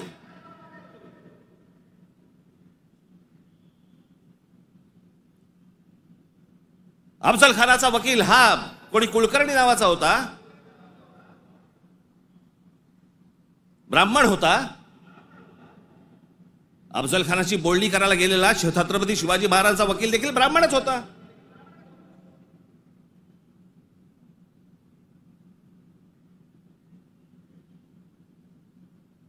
त्यावेळेला सगळीच माणसं वेगवेगळ्या लोकांकडे कामालाच होती.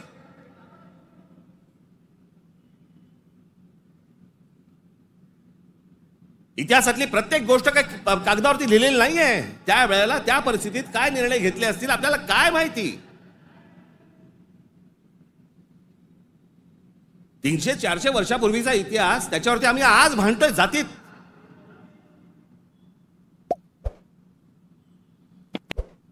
आग्र्याच्या दरबारामध्ये छत्रपती शिवाजी महाराजांच्या समोर संभाजी महाराज असताना संभाजी महाराजांकडनी औरंगजेबाची 5000 मनसबदारी स्वीकारलेली आहे.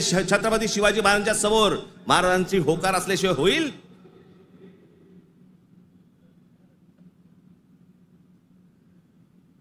पण आता दरबारात अडकलोय, स्वीकारण्याशिवाय पर्याय नाही. आता स्वीकारू, नंतरचं नंतर बघू. राजकारण असतं ते. परिस्थिती काय, त्या परिस्थितीमध्ये कोणते निर्णय घ्यावे लागतात, काय परिस्थिती असते आपण पाहणार आहोत का नाही?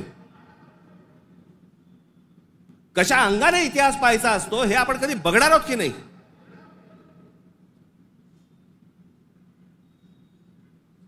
काही कशाचा कशाला माहिती नाही. छत्रपती शिवाजी महाराजांसाठी औरंगजेबाचा जो माणूस आला होता, मिर्झा राजे जयसिंग राजपूत हिंदू होता ना,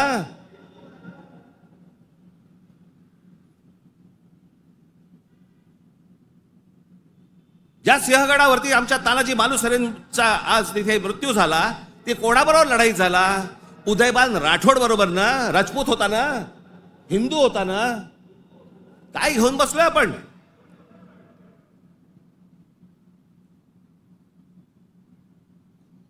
कोणत्या काळात जगतो आहोत आपण?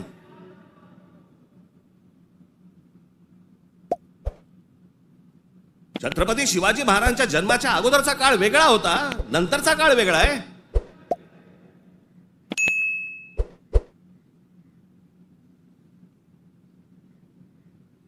मी अनेकदा माझ्या भाषणाबद्दल मी सांगितलेलं आहे, परत एकदा सांगतो, औरंगजेब विषय निघालाय म्हणून.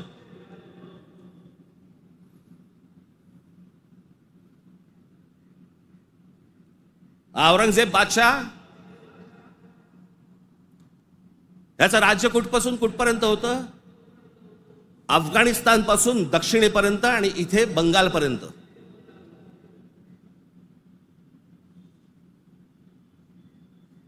छत्रपती शिवाजी महाराज ज्यावेळेला आग्र्यावरनं निघाले, सुटले, महाराष्ट्र जेव्हा आले,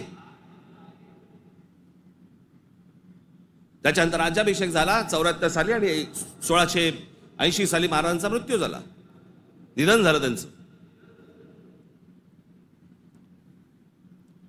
त्या दरम्यान औरंगजेबाचा एक पुत्र, मुलगा, महाराज गेल्यानंतर दक्षिणेत आलाय आणि औरंगजेबाच्या मुलाला शह म्हणजे राहायला जागा बरोबर घेतलं. हे संभाजीराजांनी घेतलंय. तो तिथून पळून आलाय. वाचा जरा इतिहास, वाचा जरा. औरंगजेब ज्या वेळेला आग्र्यावरनं निघालाय, महाराज गेले 1680 साली आणि औरंगजेब महाराष्ट्रामध्ये पोहोचलाय 1681 साली. 1681 ते 1707, 27 वर्ष तो महाराष्ट्रात लढत होता.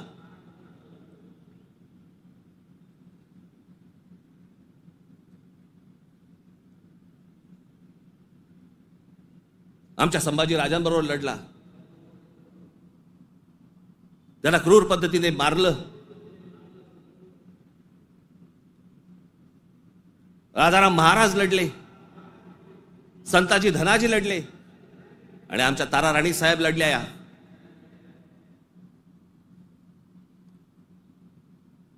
एक महाराष्ट्राचे खूप मोठे लेखक होऊन गेले नरहर कुरुंदकर. त्या कुरुंदकरांच्या एका पुस्तकामध्ये फार अप्रतिम वाक्य आहे की मराठे सर्व लढाया हरत होते पण औरंगजेब एकही लढाई जिंकू शकत नव्हता.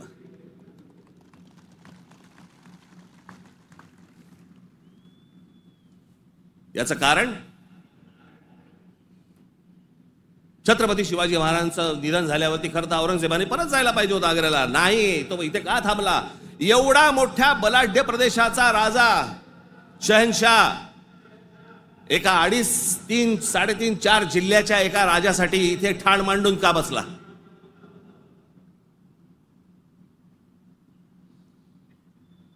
त्याला माहिती होतं छत्रपती शिवाजी महाराजांचं निधन झालंय, मग का ठाण मांडून बसला होता? शिवाजी महाराज तर गेले होते, त्याला शिवाजी नावाचा विचार मारायचा होता जो त्याला जमला नाही. सगळे प्रयत्न केले, सर्व प्रयत्न केले आणि इथे शेवटी मेला. जगाच्या इतिहासामध्ये औरंगजेब वाचला जातो, अभ्यास केला जातो त्याचा, पण ज्या वेळेला त्याचा अभ्यास केला जातो त्यावेळेला जगभरातल्या लोकांना कळतं की तो काय करायला गेला होता आणि कसा मेला. तिथे छत्रपती शिवाजी महाराजांचं नाव येतं जगभरामध्ये. जी कबर आहे ना, जी सजवलेली काढून टाका, कबर नुसती दिसली पाहिजे आणि तिथे एक मोठा बोर्ड लावा, आम्हा मराठ्यांना संपवायला आलेला औरंगजेब इथे आम्ही गाडला गेला.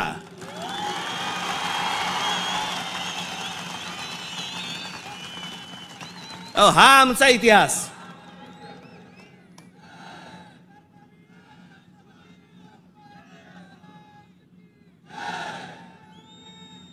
अफजल खान ज्या वेळेला इथे आला, इतिहास कशासाठी वाचायचा? इतिहासातनं बोध घेण्यासाठी वाचायचा. अफजल खान जेव्हा इथे आला त्यावेळेला प्रतापगडावरती मारला गेला खाली, तिथेच त्याची खाली कबर खोदली गेली, तिथेच त्याला पुरला. मराठीत एक फार अप्रतिम जो शब्द आहे ना, पुरून उरीन, तो आहे, तुला पुरीन आणि उरीन. तो जो पुरला त्याला तिकडे अफजल खानाला, तो शिवाजी महाराजांच्या होकाराशिवाय पुरला नसेल. त्याची कबर जी केली आहे ती महाराजांना विचारल्याशिवाय केली नसेल. महाराजांनी सांगितलं असेल निश्चित करा, जगाला कळू दे कोणाला मारलाय.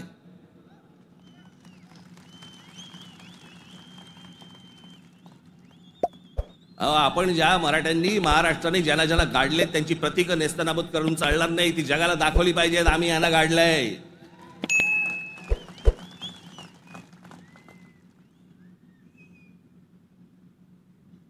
इस्रायलची एक खूप मोठी संघटना आहे मोसाद नावाची, त्यांचं एक पुस्तक आहे. त्या पुस्तकामधली एक ओळ फार अप्रतिम ओळ आहे आणि त्याच्यात त्यांनी दिलंय की आम्ही अनेक स्मारकं बांधली इथे इस्रायलमध्ये, पण अनेक लोकांची आम्ही स्मारकं बांधली नाहीत. का? कारण ती जर बांधली तर जगामध्ये ते कृत्य आम्ही केलंय असं जगाला कळेल, म्हणून आम्ही नाही बांधली.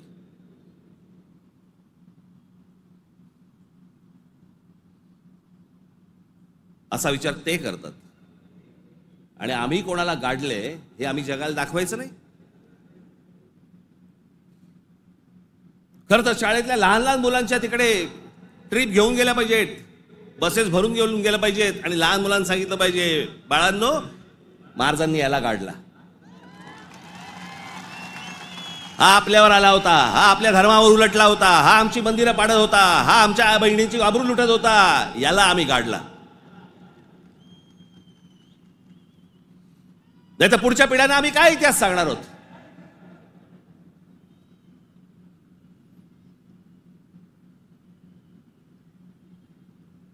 माझं महाराष्ट्रातल्या सर्व तरुणांना आणि तरुणींना माझं सर्वांना सांगणं आहे, खास करून तरुणांना आणि तरुणींना, व्हॉट्सअपवरती इतिहास वाचायचा पहिला बंद करा. आणि इतिहास ज्या वेळेला तुम्हाला जातीतनं सांगण्याचा कोणीतरी प्रयत्न ज्या वेळेला करेल त्यावेळेला लक्षात ठेवा, तो कुठच्या ना तरी कुठच्या पक्षाला बांधील असेल. तुमची फक्त माती भडकवण्यासाठी हे सगळे उद्योग केले जातात. तुम्ही एक होऊच नाहीत, तुम्ही मराठी म्हणून एक येऊच नाहीत, तुम्ही महाराष्ट्र म्हणून एक येऊच नाहीत, याच्यासाठी जे सगळे प्रयत्न चालू असतात. मुळात विषय वेगळे असतात आणि मग विषय हे असले विषय काढून तुम्हाला भरकटवलं जातं, वेगळीकडे नेलं जातं आणि आम्ही तिकडे बघतो आणि बाकीचे इकडे काम आटपून घेतात. मधल्या मध्ये अडाणींना जमीन पण मिळून जाते.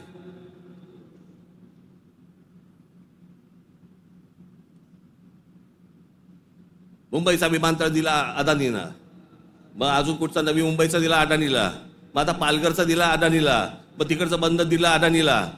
अदानी हुशार निघाला, आम्ही अडाणी निघालो.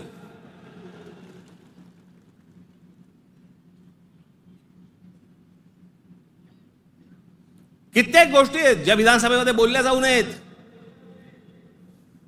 लाडकी बहीणचं काय झालं,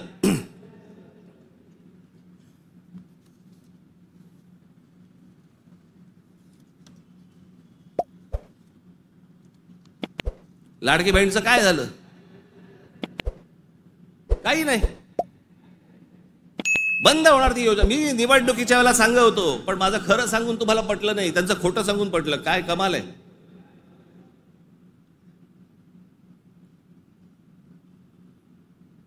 ज्या महत्वाचे जे विषय आहेत, या सगळ्या महत्वाच्या विषयांकडे आपण दुर्लक्ष करायचं आणि दुर्लक्ष करून आम्ही कुठे भरकटायचं, कुठे चालले आमचा. विधानसभेमध्ये चर्चा कशावरती, औरंगजेबावर.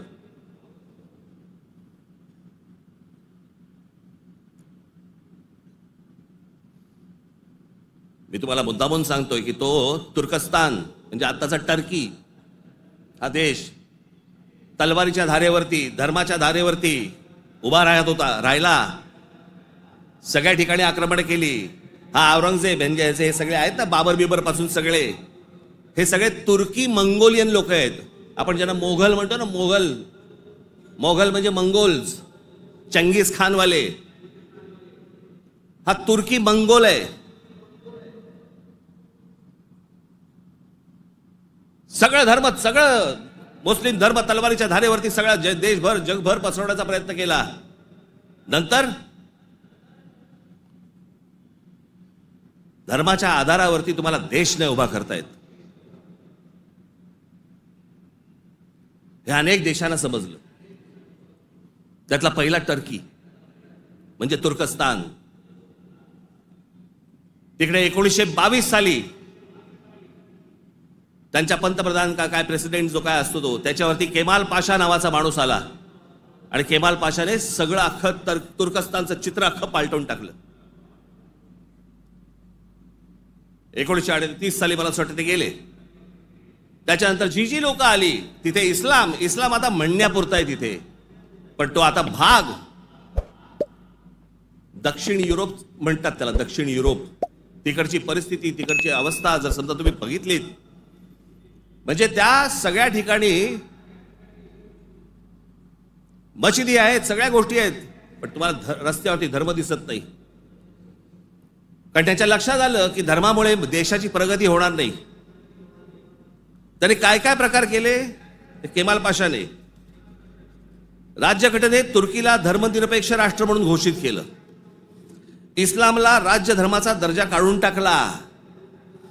शरिया कायदे रद्द करून स्विस सिव्हिल कोडवर आधारित नवीन कायदा लागू केला. त्याच्यानंतर अरबी लिपीऐवजी लॅटिन लिपी स्वीकारली. फ्रेंच फेज टोपी त्यांची जी होती त्याच्यावर बंदी आणि पाश्चिमात्य पोशाखांना प्रोत्साहन दिलं. मशिदींमधील अरबी प्रार्थनांना तुर्की भाषेत बदललं. आता सध्याचे टर्कीचे सध्याचे अध्यक्ष एर्दोगन यांनी मवाळ इस्लाम स्वीकारला वगैरे सोडा, टर्कीला दरवर्षी टुरिझम म्हणून किती लोक भेट देतात? 5 कोटी लोक भेट देतात. वर्षाला साधारणपणे $400 बिलियन त्यांचं उत्पन्न होतं, निर्माण होतं. हे देश सगळे त्याच्यातनं बाहेर पडतायत आणि आम्ही धर्मांधतेकडे जातोय. धर्म प्रत्येकाने जोपासला पाहिजे उंबरठ्याच्या आत. आणि त्यांनी जर समजा बाकीच्यांनी जर समजा धर्म रस्त्यावरती आणला तर मग काय आम्ही बुलडोजर फिरू? मी ज्यावेळेला सांगितलं होतं हे सगळे लाऊडस्पीकर बंद करा मशिदींवरचे, ऐकलं नाही. माझ्या 17,000 महाराष्ट्र सैनिकांवरती केसेस टाकल्या. आणि आता परवा दिवशी आमच्या महाराष्ट्र राज्याचे मुख्यमंत्री देवेंद्र फडणवीस म्हणतात की आम्ही त्यांना सांगितलेलं आहे रात्री 10 ते सकाळी 6 भोंगे वाजणार नाहीत. अहो तेव्हा वाजतच नाहीत. प्रश्न आहे सकाळी 6 ते रात्री 10. या लाऊडस्पीकरचा, सततच्या लाऊडस्पीकरचा लोकांना त्रास होतो. तुमचे काही सण बिण असतील तर आपण समजू शकतो,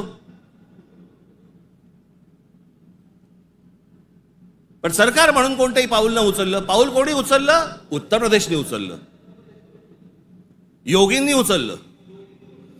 त्यांनी सगळ्यावरचे लाऊडस्पीकर बंद केले. आपण इथे घोषणा केली, लाऊडस्पीकर त्यांनी बंद केले. आमच्या इकडे तसंच चालू आहे.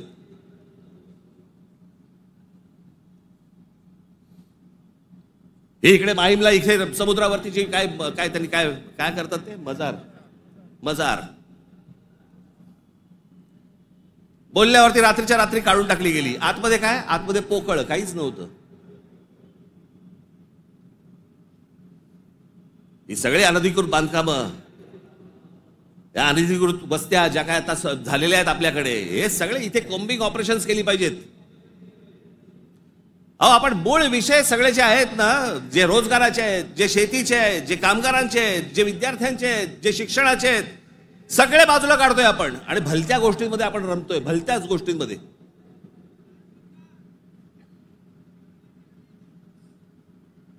आज त्या बीडला जे झालं ते संतोष देशमुख, काय बिचारे, त्यांना काय किती घाणेरड्या पद्धतीने मारावं, किती घाणेरड्या पद्धतीने मारावं. बरं तुमच्या अंगामध्ये नसामध्ये जर एवढी क्रूरता भरलेली असेल ना, मी दाखवीन जागा, तिथे जा.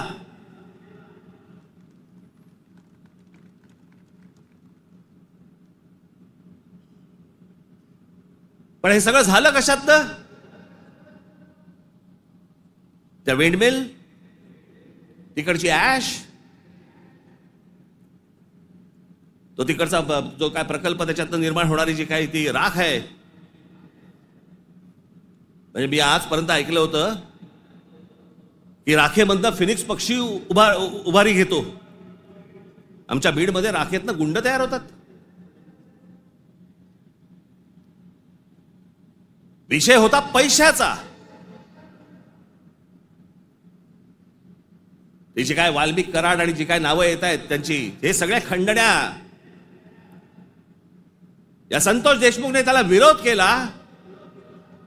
उद्या तिथे संतोष देशमुख नसता, दुसरा कोणी असता तरी त्यांनी हेच केलं असतं. विषय होता पैशांचा, विषय होता खंडणीचा, विरोध होता खंडणीला विरोध करणाऱ्यांचा. आम्ही लेबलं काय लावली? वंजाऱ्याने मराठ्याला मारलं. त्याच्यात वंजाऱ्यांचा काय संबंध आणि मराठ्यांचा काय संबंध? कशात गुंतून पडतोय आपण? पण तुम्हाला गुंतवलं जातंय. हे राजकीय पक्ष तुम्हाला गुंतवतायत त्याच्याबद्दलच गुंतून राहा. आमच्या मुलांच्या शिक्षणाचा विचार करू नका, विषय आणू नका. आमच्याकडे रोज शेतकरी आत्महत्या करतायत. आता दिवसाला 7 आत्महत्या होतात दिवसाला शेतकऱ्यांच्या. पाहू नका. आमच्याकडे रोजगार निर्माण होत नाहीये, लक्ष देऊ नका त्याच्याकडे. असंख्य मुलं आणि मुली मराठवाडा सोडून पुण्याकडे येत आहेत. दुर्लक्ष करा त्या गोष्टींकडे. आम्ही कशात अडकवलंय त्यांना? सगळ्यांना जातीपातीमध्ये अडकवलेलं आहे. कोणी जातीचं भलं केलेलं नाहीये आणि कोणी जातीच्या माणसाचं भलं केलेलं नाहीये. या महाराष्ट्रामध्ये संयुक्त महाराष्ट्र झाल्यानंतर गेली इतकी वर्ष या महाराष्ट्राच्या सत्तेमध्ये जास्तीत जास्त आमदार आणि जास्तीत जास्त मंत्री आणि जास्तीत जास्त मुख्यमंत्री मराठा समाजाचे होते. मग मराठा समाजाला आरक्षण का मागावं लागतंय? काय केलं या आमदारांनी आणि काय केलं या मंत्र्यांनी आणि काय केलं मुख्यमंत्र्यांनी? जर माझ्या मराठा समाजाला जर समजा आरक्षण मागायला लागत असेल, मग एवढे आमदार आजपर्यंत का निवडून दिले? एवढे खासदार आजपर्यंत का निवडून दिले? एवढे मुख्यमंत्री का झाले? एवढे मंत्री का झाले? मग या लोकांनी काय केलं? जात जातीला कधीच सांभाळत नाही. हे फक्त निवडणुकांमध्ये फक्त तुमची मतं घेण्यासाठी म्हणून फक्त जातीचा वापर करतात. याच्यानंतर काही होणार नाही. निवडणुकीच्या तोंडावरती तुम्हाला सांगितलं होतं शेतकऱ्यांना कर्जमाफी करू म्हणून सांगितलं होतं ना. काल अजित पवार बोललेत 30 तारखेच्या आत पैसे भरून टाका, कर्जमाफी वगैरे काही होणार नाही. म्हणजे निवडणुकीच्या तोंडावरती तुम्ही वाटेल त्या गोष्टी बोलणार आणि निवडणूक संपल्यानंतर लोकांनी भाबडेपणाने मतदान केल्यानंतर तुम्ही आता ऐन मोक्यावरती बोलणार की पैसे भरून टाका म्हणून. अरे वा. महाराष्ट्रातल्या जनतेला मला हे विचारायचं आहे की इतक्या भाबडेपणाने तुम्ही मतदान करता तरी कसे. ही लाडकी बहीण योजना, या लाडक्या बहीण योजनेची आता काहीतरी 2100 कोटी काहीतरी करणार म्हणे. 2100 कोटी केलं तर साधारणपणे वर्षाला महाराष्ट्र सरकारवरती 63,000 कोटीचं कर्ज होईल.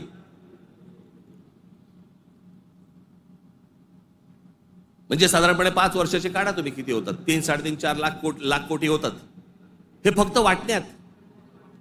ते वाटू शकत नाहीत, सरकारकडे पैसे नाहीत. ही योजना बंद होणार. अहो कर्ज काढून दिवाळी साजरी करायला सांगितले कोणी.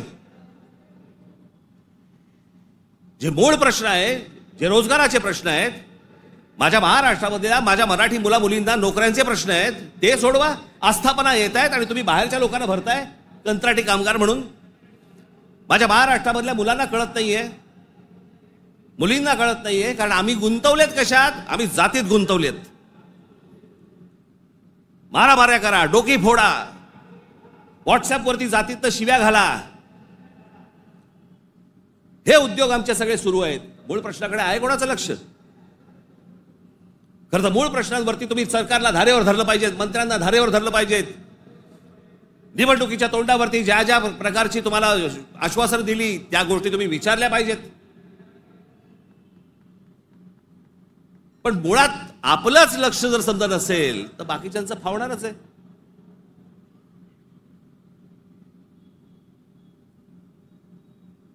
तुम्ही सगळे या जातीपातीचे सगळे भेद गाडून तुम्ही एक मराठी म्हणून उभे राहायला पाहिजेत. बाकीच्या राज्यांमध्ये बघा, तामिळनाडू बघा, तामिळनाडूमध्ये हिंदी आणतायत नाही म्हणून त्यांनी सांगितलं येऊ देणार नाही. केरळामध्ये येऊ देणार नाही. आम्हीच लोटांगण घालतोय. आम्हालाच समजत नाही आम्ही काय करायचंय. मी इतका भांबावलेला मराठी माणूस आजपर्यंत कधी बघितलं नाहीये. मी इतका राजकारणाचा झालेला चिखल देखील मी आजपर्यंत पाहिलेला नाहीये. कोणत्याच गोष्टींचं आम्हाला गांभीर्य उरलेलं नाहीये. सगळेजण त्या इंस्टाग्रामवरती चालू आहेत. कारण डान्स बार बंद झाले. तिकडे जे हे चालायचं ते सगळं मोबाईलवरती आलं. कशात गुंतून पडलेला आहात एकदा जरी विचार करा. हे ज्या गोष्टी बोलतात, ज्या गोष्टी सांगतात, खरं तर माझं मत आहे, मी आता झाला निवडणुका संपल्या,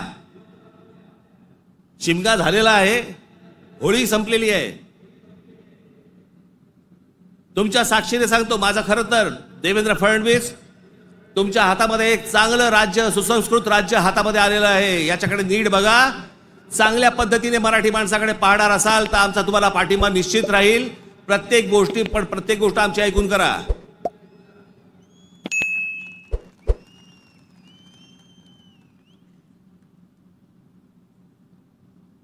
महाराष्ट्र आसुसलेला आहे. आता उन्हाळा आहे, आता पाण्याचे प्रश्न सुरू होतील.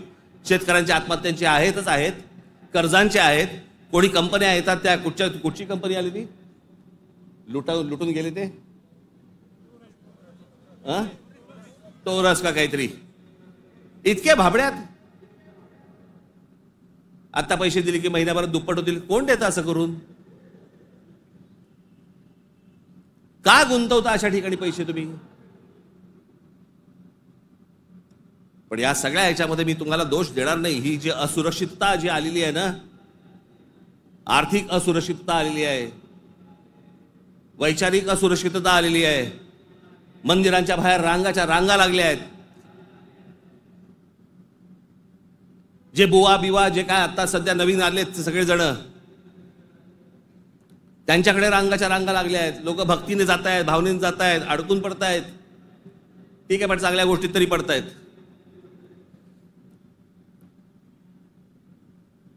आज चहूबाजूनी महाराष्ट्राला सर्व बाजूनी विळखा पडतोय. मराठी माणसाला विळखा पडतोय. हा विळखा तुम्ही ओळखला पाहिजेत. मराठी भाषेला विळखा पडतोय. आमच्या महाराष्ट्रामध्ये, मुंबईमध्ये आम्हाला सांगता, इकडच्या आस्थापनांमध्ये हमें मराठी बोलना नहीं आता तो क्या हुआ, कानफट इथंच बसणार.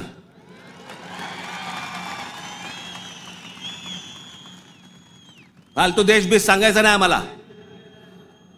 प्रत्येक राज्याची एक राजभाषा आहे. त्या राजभाषेचा सन्मान हा प्रत्येक राज्यामध्ये राखला गेला पाहिजे. महाराष्ट्रामध्ये, मुंबईमध्ये मराठीचा मान हा राखला गेलाच पाहिजे प्रत्येक आस्थापनेत.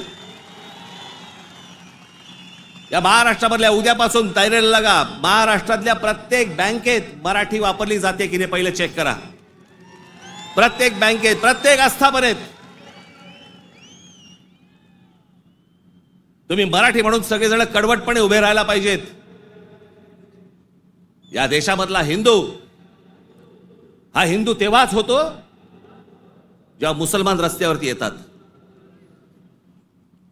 एरवी फक्त भक्तिभावाने असतात, पण हिंदूंमधला हिंदू जेव्हा जागरूक होतो तो फक्त दंगलीमध्ये हिंदू असतो. दंगल संपली की तो मराठी, पंजाबी, गुजराती, बंगाली सगळा होतो. आणि मग ज्याला तो मराठी होतो त्याला मग तो साळी, माळी, मराठा, ब्राह्मण, कुणबी सगळा होतो. आपापल्या जातीबद्दल प्रेम असणं हे स्वाभाविक आहे, पण दुसऱ्याच्या जातीबद्दल विद्वेष असणं, तिरस्कार असणं ही विकृती आहे.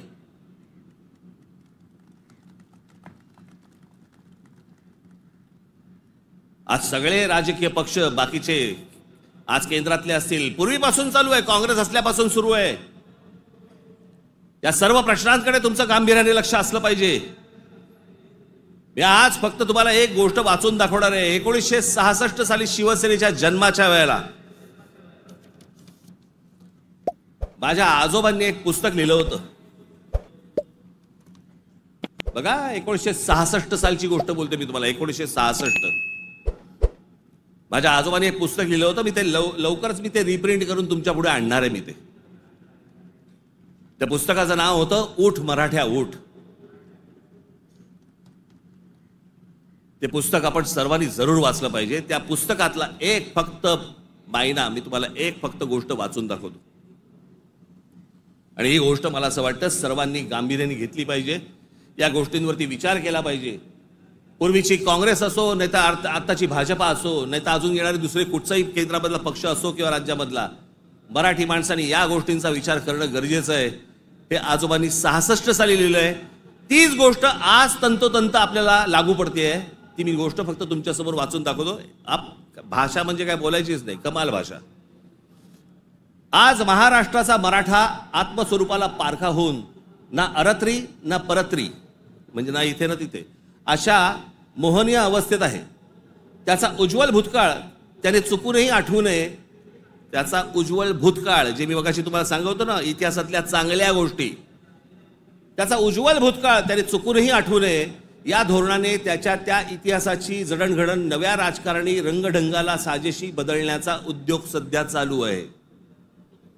काळाच्या कचक्यालाही न जुमानता ग्रंथ दसतात आणि पिढ्यानपिढ्यांच्या स्मरणात परंपरेने चिरंजीव झालेल्या ठळक ऐतिहासिक घटनांवर ही निरनिराळे बनावट अर्थ बनवण्यात येत आहेत. जिकडे पाहावे तिकडे जे आता चालू आहे, त्या इतिहासाचे वेगवेगळे अर्थ तुम्हाला सांगितले जात आहेत. वेगवेगळ्या गोष्टी सांगितल्या जात आहेत जाती जातींमधनं. त्याच्यामध्ये एक त्यांनी एक उतारा दिलाय. गलबला बुद्धी नासते, नाना निश्चय सांगती, ऐकावे कोणाकोणाचे, बोलत आहे बहुचकी, करंटे मिळाले सर्वही, जो तो बुद्धीचं सांगतो. प्रत्येक जण आपापल्या पद्धतीने काहीतरी सांगत असतो. त्यांची बुद्धिमत्ता तेवढी नसते, पण प्रत्येकाला वाटतं मला व्यक्त व्हायचंय, आणि प्रत्येक जण बुद्धी पाजळत असतो. त्यांच्याकडनं बुद्धी घेऊ नका, चांगली पुस्तकं वाचा. असा समर्थोक्त देखावा दिसत आहे. बुद्धिभेदाच्या या वावटळीत शिक्षितांपासून अशिक्षित मजुरांपर्यंत सारे गुरफटले गेले आहेत. जागृतीचा उत्थानाचा बोध करील तो जातीयवादी, संकुचित वृत्तीचा, देशद्रोही म्हणून त्याची सर्वत्र निंदा लानस्ती आणि जाहीर सभातून निषेध करण्यात येतो. कारण स्पष्ट आहे. महाराष्ट्राचा मराठा जागा होऊन आपल्या आत्मस्वरूपाचा शोध घेण्या इतका कदरबाज स्वाभिमानी बनू लागला तर सत्ता स्पर्धेच्या शर्यतीच्या रिंगणात आपल्या पक्षीय घोड्यावर स्वार झालेल्यांचे रिकीबितले पाय लटपटल्याशिवाय राहणार नाहीत. हे जे आज सत्तेचे सगळ्या घोड्यांवर चालू आहे ना, घोड्यांवरती बसलेले आहेत, तुम्ही एक व्हा. तुम्ही एक मराठी म्हणून ताकद ह्यांना सर्वांना दाखवा. नाही ह्यांचे पाय लटलटले तर मला सांगा. पण तुमच्यामध्ये सगळ्यांमध्ये फक्त मतभेद निर्माण करणं, बुद्धिभेद निर्माण करणं आणि त्या बुद्धिभेदातनं ह्यांना फक्त सत्ता राबवायची आहे सगळ्यांना. आज सत्तेवर बसले तेवढंच नाही म्हणत मी, सगळेच. म्हणून मला तुम्हाला एवढंच सांगायचं आहे, आजच्या या गुढीपाडव्याच्या दिवशी, हा गुढीपाडवा, या गुढीपाडव्याच्या दिवशी तुम्ही हा मराठी नववर्षाचा सण, या मराठी नववर्षाच्या क्षणी तुम्ही सगळ्यांनी, महाराष्ट्रातल्या तमाम माझ्या माता भगिनींनी, माझ्या बंधूंनी, भावांनी, माझ्या बहिणींनी, सगळ्यांनी एकजुटीने मराठीचा नारा द्यावा. आणि ज्या वेळेला ते इतर ज्या वेळेला अंगावर येतील त्यावेळेला आपण हिंदू म्हणून अंगावरती जाऊ. एवढी ताकद आपण आज या ठिकाणी ठेवू. आपण आज या गोष्टींची शपथ घेऊ. आणि पुढच्या सगळ्या येतात निवडणुका आता लागतील, मला असं वाटतं की ऑक्टोबर नोव्हेंबरला लागतील बहुधा, यांची गॅरंटी नाही. कारण यांचं चाललंय ते बरं चाललंय. एक माणूस धरून बसलेत आयुक्त प्रत्येक ठिकाणचा. त्याच्यामुळे सोपं असतं राजकारण. ज्या वेळेला निवडणुका लागतील तोपर्यंत सगळी बांधणी तुमची पूर्ण झालेली पाहिजे आणि सगळेजण तुम्ही जोरात कामाला लागले पाहिजेत. एवढी फक्त एक इच्छा, आशा, अपेक्षा व्यक्त करतो आणि पुन्हा एकदा गुढीपाडव्याच्या आपल्याला सर्वांना शुभेच्छा देऊन आपली सर्वांची मी तूर्त रजा घेतो. धन्यवाद. जय हिंद, जय महाराष्ट्र.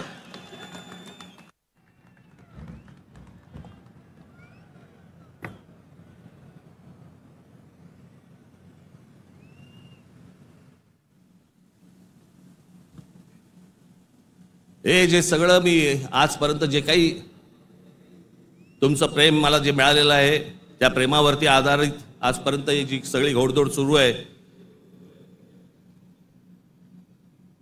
ती जी ऊर्जा मला जी मिळते ना, ती तुमच्याकडनं सगळ्यांकडनं हे तुम्ही येता तेव्हा मिळते. पण आपला एक महाराष्ट्र सैनिक नगर जिल्ह्यातला कोल्हापूरला अंबा मातेचं दर्शन घेऊन तिथून तो आजच्या सभेसाठी पायी पायी कोल्हापूरवरनं इथे आलेला आहे. मी ते प्रमोद आरणे, कुठे गेला इकडे,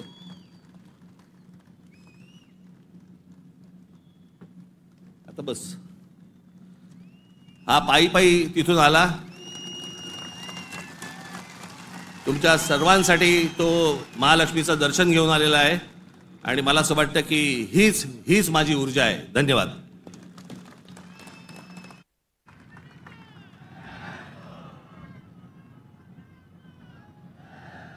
कृपया महाराष्ट्र गीत आणि राष्ट्रगीतासाठी सगळ्यांनी स्थानापन्न व्हावं.